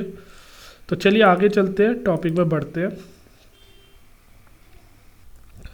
तो अब बात करेंगे प्रोसीजर की। अब तक हमने टेबल देखा, रेडसिफ स्पेक्ट्रम देखा, लोड और अनलोड देखा, IAM रोल देखे। अब बात करेंगे प्रोसीजर की कि कैसे प्रोसीजर क्रिएट किया जाता है। थोड़ा सा मैं प्रोसीजर में ज़्यादा डेप्थ में नहीं जाऊंगा, बट मैं आपको थोड़ा सा बेसिक बता दूंगा कि रेडशिफ्ट में प्रोसीजर कैसे क्रिएट होते हैं। तो एक प्रोसीजर मैंने इधर बना रखा है, इसे कॉपी करता हूँ और इसे जो है अब मैं जो है एसक्यूएल वर्कबेंच का यूज़ करूँगा। एसक्यूएल वर्कबेंच पे गया और इधर मैंने प्रोसीजर को पेस्ट कर दिया, सही है। और मैं इसे अपने ही उसमें बनाऊँगा। आप देख सकते हो एसक्यूएल वर्कबेंच में देखो पब्लिक स्कीमा दिख रहा है, साथ में माई स्कीमा भी दिख रहा है जो हमने क्रिएट किया था। अगर आप इधर लेफ़्ट साइड में देखोगे तो अब इसके अंदर हम अपना प्रोसीजर बनाएंगे। प्रोसीजर में क्या काम हो रहा है कि ये सिंपल टेम्परेरी टेबल क्रिएट हो रही है, पहले तो ड्रॉप करता है। देखिए इसमें प्रोसीजर बनाने का तरीका क्या होता है। प्रोसीजर बनाने का तरीका ये होता है कि इसमें एक डिक्लेयर स्टेटमेंट में आप वेरिएबल डिक्लेयर करते हैं, बिगिन और एंड के अंदर आप अपनी एसक्यूएल स्टेटमेंट लिखते हैं। जैसे कि मैंने इधर लिखा है ड्रॉप टेबल, अगर एग्जिस्ट करते तो ड्रॉप कर दो, नहीं तो क्रिएट कर दो। और इधर मैंने टेम्परेरी टेबल को क्रिएट करा है। टेम्परेरी टेबल मतलब कि अगर उसमें कुछ भी डेटा आप इंसर्ट करवाओगे तो वो उसी पर्टिकुलर सेशन के लिए वैलिड है। जब आप इस एसक्यूएल वर्कबेंच को क्लोज कर दोगे और दोबारा ओपन करोगे तो उसमें से डेटा डिलीट हो जाएगा। तो जो आपने करंट सेशन ओपन करा हुआ है उसी समय वो डेटा वैलिड है। और अब आप इसमें देख सकते हो टेबल है, टेबल के अंदर मैंने एक ID करके जो है सिर्फ एक कॉलम लिया है और उसके अंदर मैं वैल्यू F1 इंसर्ट करवा रहा है। F1 जो है मेरा पैरामीटर है, पैरामीटर से वैल्यू आ रही है जो कि इंसर्ट कमांड चला रही है। इंसर्ट कमांड किस पे चल रही है, टेम्परेरी टेबल में। उसके बाद मैं इधर सेलेक्ट क्वेरी चला रहा हूँ। सेलेक्ट क्वेरी से मैं क्या कर रहा हूँ, जो इफ टेबल के अंदर वैल्यू है, टेम्परेरी टेबल के अंदर वैल्यू, उस वैल्यू को मैं फैच कर रहा हूँ। तो वैल्यू को फैच करके जो मिनिमम ID करके वैल्यू है, इस वैल्यू को फैच करके इनटू क्लोज मैंने ले लिया। इसमें जो है इस वैल्यू को जो भी वैल्यू है ये वैल्यू मेरी फैच होके इस मिनिमम वैल्यू के अंदर आ जाएगी जो कि मैंने इधर डिक्लेयर भी करा है। और फिर मैं इस वैल्यू को डिस्प्ले कर रहा हूँ। डिस्प्ले करने के लिए इसमें ऑप्शन होता है रेज इन्फो, जिसमें मिनिमम वैल्यू, जो मिनिमम वैल्यू है वो आपकी क्या है, ID, जो ID इधर से आ रही है, कहाँ से, टेबल से। और F2 जो है जो कि सेकंड पैरामीटर है F2, वो एज इट इज़ इधर आ जाएगा। तो चलिए इसे क्रिएट करते हैं। सक्सेसफुली क्रिएट हो गया प्रोसीजर। तो इस प्रोसीजर में देखिए टेबल भी क्रिएट करी है मैंने, टेबल में वैल्यू भी इंसर्ट करवाई है। अब इस प्रोसीजर को कॉल कैसे करते हैं, तो आपको कॉल करना भी आना चाहिए। कॉल स्टेटमेंट का यूज़ करना पड़ता हमें। चलिए एसक्यूएल वर्कबेंच पे चलते हैं। तो ये जो दोस्तों एक चीज़ और है, जो रेज इन्फो है, ये जो रेज इन्फो है डीबग पर्पस के लिए यूज़ होता है कि आप कोई भी वैल्यू डिस्प्ले प्रिंट करवा के देखना चाहते हो। तो देखिए tan जो है वो मेरा F1 हो गया, tan जो वैल्यू आएगी इधर आएगी, वो फिर इंसर्ट होगी, इंसर्ट स्टेटमेंट में भी tan जाएगा, इंसर्ट होके जो आईडी की वैल्यू होगी 10 होगी, वो आईडी की वैल्यू फिर असाइन किसे होगी, मिनिमम वैल्यू को। और मिनिमम वैल्यू जो वेरिएबल है इसे हम कहाँ डिस्प्ले कर रहे हैं, रेज इन्फो मिनिमम वैल्यू में इधर हमने प्लेस होल्डर दे दिया और इधर वेरिएबल की वैल्यू, तो ये वैल्यू इधर आ जाएगी इक्वल टू और इधर आ जाएगी F2 की वैल्यू। तो चलिए इसे कॉल करके देखते हैं। तो आप देख सकते हैं सक्सेसफुली ये कॉल हो चुका है। अगर आप थोड़ा सा, मैं इसे स्क्रीन अगर जूम नहीं कर पा रहा हूँ, बट आप थोड़ा सा इसे देखिए कि जो आउटपुट दिख रहा है, मैं इधर आपको दिखा देता हूँ, इधर दिखा देता हूँ। तो आप देखिए इधर आउटपुट जो है मेरा ये निकल कर आया, मिनिमम वैल्यू इक्वल टू 10 और F2 equal to test param, ये मेरे को आउटपुट पे मिल गया, राइट। तो आप देख सकते हो कि मेरा जो आउटपुट मुझे चाहिए था वो मुझे मिल गया। क्या मिल गया, जो मैंने 10 पास किया था और टेस्ट पैरम उसी को मैं डिस्प्ले इधर करवा रहा था, दोनों वैल्यू डिस्प्ले हो गई किसके साथ, प्लेस होल्डर के साथ, minimum value equal to minimum value और F2 इक्वल टू F2। तो तरीका होता है कि प्रोसीजर क्रिएट करने का, उसके अंदर declare, begin, and statement use करते हैं। तो हमारा जो है एक एग्जांपल ये हो गया। और एग्जांपल मैं देखता हूँ अगर मेरे पास कुछ हुआ आपको दिखाने के लिए। कर्सर, आप कर्सर का एक एग्जांपल देख सकते हो। कर्सर क्या होता है, अगर आपने डेटाबेस में पहले काम किया हो तो मल्टीपल वैल्यू को प्रिंट करवाने के लिए कर्सर का यूज़ होता है। मल्टीपल वैल्यू को प्रिंट करवाने के लिए कर्सर का यूज़ होता है। तो चलिए कर्सर का एग्जांपल आपको दिखाते हैं। ये देखिए टेस्ट एसपी नाम से मैंने एक प्रोसीजर बना रहा हूँ माई स्कीमा के अंदर, और इसमें मैं क्या कर रहा हूँ, my schema dot venue table use कर रहा हूँ। देखिए इसमें ये जो टेबल है इसमें वैल्यू डिस्प्ले हो रही है नहीं हो रही, पहले मैं आपको दिखा देता हूँ। देखिए आईडी और नेम ये दोनों वैल्यू जो है इस टेबल के अंदर है, किसके अंदर, माई स्कीमा डॉट वेन्यू के अंदर। अब इसके अंदर मल्टीपल वैल्यू है, मल्टीपल वैल्यू है तो हमें जो है उन मल्टीपल वैल्यू को प्रिंट करवाना है। तो किसके थ्रू करवा सकते हैं, कर्सर के थ्रू। तो जो कर्सर होता है उसमें देखिए सबसे पहले हमें कर्सर में डिफाइन करना होता है सेलेक्ट स्टेटमेंट, किस डेटा को हमें डिस्प्ले करवाना है। तो हमने सबसे पहले कर्सर को इनिशियलाइज किया, कर्सर का नाम दिया माई कर्सर, राइट। एक कर्सर टाइप का इस पर सेलेक्ट क्वेरी दे दी जिस डेटा को हमें डिस्प्ले करवाना है। अब जो वैल्यू हम ले रहे हैं, जैसे आईडी और नेम दो कॉलम है जिसकी वैल्यू डिस्प्ले करवानी है, तो उसकी वैल्यू किसी वेरिएबल में असाइन करवानी पड़ती है। तो जैसे मैंने इधर आईडी वैल्यू ले लिया, नेम वैल्यू ले लिया। अब उसके बाद क्या करना पड़ेगा, बिगिन और उसके बाद ओपन कर्सर। कर्सर में आपकी 3 चीज़ें होती है, ओपन करना, देन फैच करना और देन एग्जिट करना। तो सबसे पहले कर्सर ओपन करा, इस कर्सर के अंदर मल्टीपल वैल्यू है तो इस वजह से इधर लूप का यूज़ करा। लूप के बाद इधर फैच हुआ, फैच कर्सर का नेम, कर्सर का नेम क्या था, my cursor, my cursor into, और जो भी कॉलम हमें फैच करना है जिसके अंदर हमें वैल्यू इंसर्ट करवानी है या जिसके अंदर वैल्यू हमें लेके आनी है, तो इस आईडी की वैल्यू आईडी वैल्यू में लेके जानी है और नेम की वैल्यू नेम वैल्यू वेरिएबल में लेके जाना है। तो fetch into ID value name value, exit when not found, मतलब जब तक कर्सर का ये लूप चलेगा जब तक इसमें वैल्यू है। जैसे ही इसमें वैल्यू ख़त्म हो जाएगी, जैसे ही सेलेक्ट क्वेरी में कुछ भी वैल्यू नहीं होगी, राइट, और कुछ भी वैल्यू इधर रिटर्न नहीं होगी, तो एक कर्सर जो है एग्जिट हो जाएगा। तो जब तक चलेगा तब तक इसमें वैल्यू फैच होती जाएगी इस कर्सर से। तो इस कर्सर से जब तक वैल्यू आ रही है तब तक ये चलेगा। उसके बाद हमें डिस्प्ले करने के लिए मैंने बताया था रेज इन्फो, इसका यूज़ करते हैं। और इधर हम आईडी और इधर प्लेस होल्डर दे दिया। प्लेस होल्डर में क्या वैल्यू आ जाएगी, आईडी की वैल्यू, और नेम में क्या आ जाएगी, नेम की वैल्यू।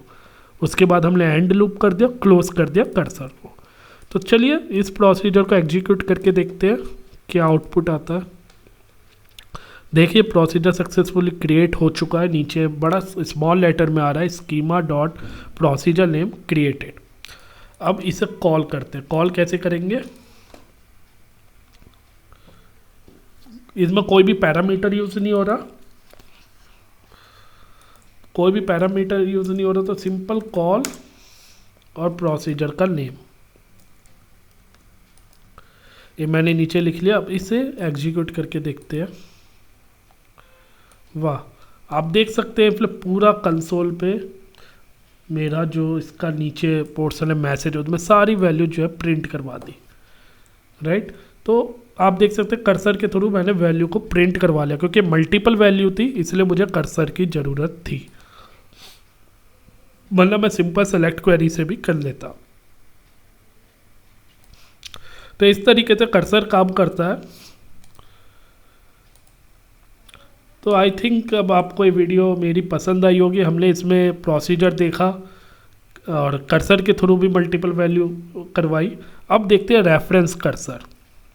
रेफरेंस कर्सर जो होता है वो भी मल्टीपल वैल्यू को डिस्प्ले करवाता है, बट वो उसमें क्या होता है, हमें फैच, ओपन, एग्जिट, क्लोज ये सब करने की ज़रूरत नहीं है कि कर्सर को पहले इनिशियलाइज करो, फिर ओपन करो, फिर लूप चलाओ, फिर एग्जिट करो, कंडीशन एग्जिट कंडीशन लगाओ, कुछ भी नहीं करना।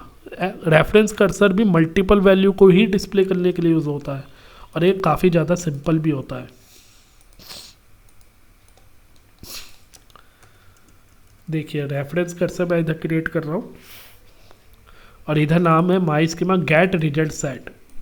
2 पैरामीटर है, परम और ए। ये पैरामीटर इधर पास करूँगा मैं कुछ भी वैल्यू, उस वैल्यू से ज़्यादा अगर इसकी वैल्यू होगी तो क्वेरी मेरी चल जाएगी, सही है। तो मेरा इस पर काफ़ी सारी आईडी है, कोई भी एक आईडी, सही है। इफ टेबल में काफ़ी सारा डेटा है, तो अब मेरे को देखो इधर कंडीशन दी है पैरामीटर से वैल्यू ज़्यादा होनी चाहिए तो ये सेलेक्ट क्वेरी चलेगी।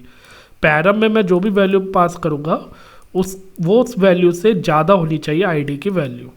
और एक कर्सर जो है देखिए मैंने इधर इन आउट जो वेरिएबल होते हैं ना उनके भी टाइप होते हैं। जैसे इन टाइप का वेरिएबल है तो इसे डिस्प्ले नहीं कर सकते, इनपुट टाइप का वेरिएबल है, हमेशा पैरामीटर में यूज़ होगा। और इन आउट टाइप का वेरिएबल है, आप इसे एज ए इनपुट और एज ए आउटपुट दोनों यूज़ कर सकते हो। तो ये इन आउट टाइप का रेफरेंस कर्सर है। तो रेफरेंस कर्सर जो होता है वो मल्टीपल वैल्यू डिस्प्ले करने के लिए यूज़ होता है। तो देखिए मैंने क्या करा है, जो आर एस आउट है ये मेरा रेफरेंस कर्सर टाइप का वेरिएबल है, मतलब कर्सर टाइप का समझिए। इसे ओपन करा और इधर सेलेक्ट क्वेरी लिख दी, ना मुझे इधर लूप लगाना, ना फैच करना, ना एग्जिट, सिंपल इसे ओपन करा रेफरेंस कर्सर टाइप का जो वेरिएबल है और इधर सेलेक्ट क्वेरी लिख दी। अब ये जितनी भी मल्टीपल वैल्यू है इस पर डिस्प्ले होनी चाहिए। चलिए पहले इसे रन करते हैं। प्रोसीजर मेरा सक्सेसफुली क्रिएट हो गया है। अब इसे कॉल करके देखते हैं। तो कॉल के लिए इधर चलाते हैं इसे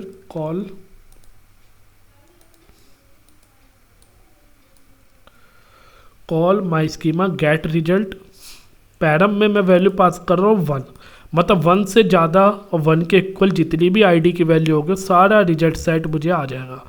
और माई कर्सर मेरा एक, मैंने इधर माई कर्सर नाम का एक वेरिएबल वैल्यू पास कर रहा हूँ, आप कुछ भी पास कर सकते हो, राइट। तो चलिए इसे चला के देखते हैं क्या आउटपुट आता है। तो इधर लिख रहा my cursor does not exit, my cursor exit नहीं करता क्योंकि मैंने कहीं से डिक्लेयर ही नहीं करा। चलिए एक बार इसे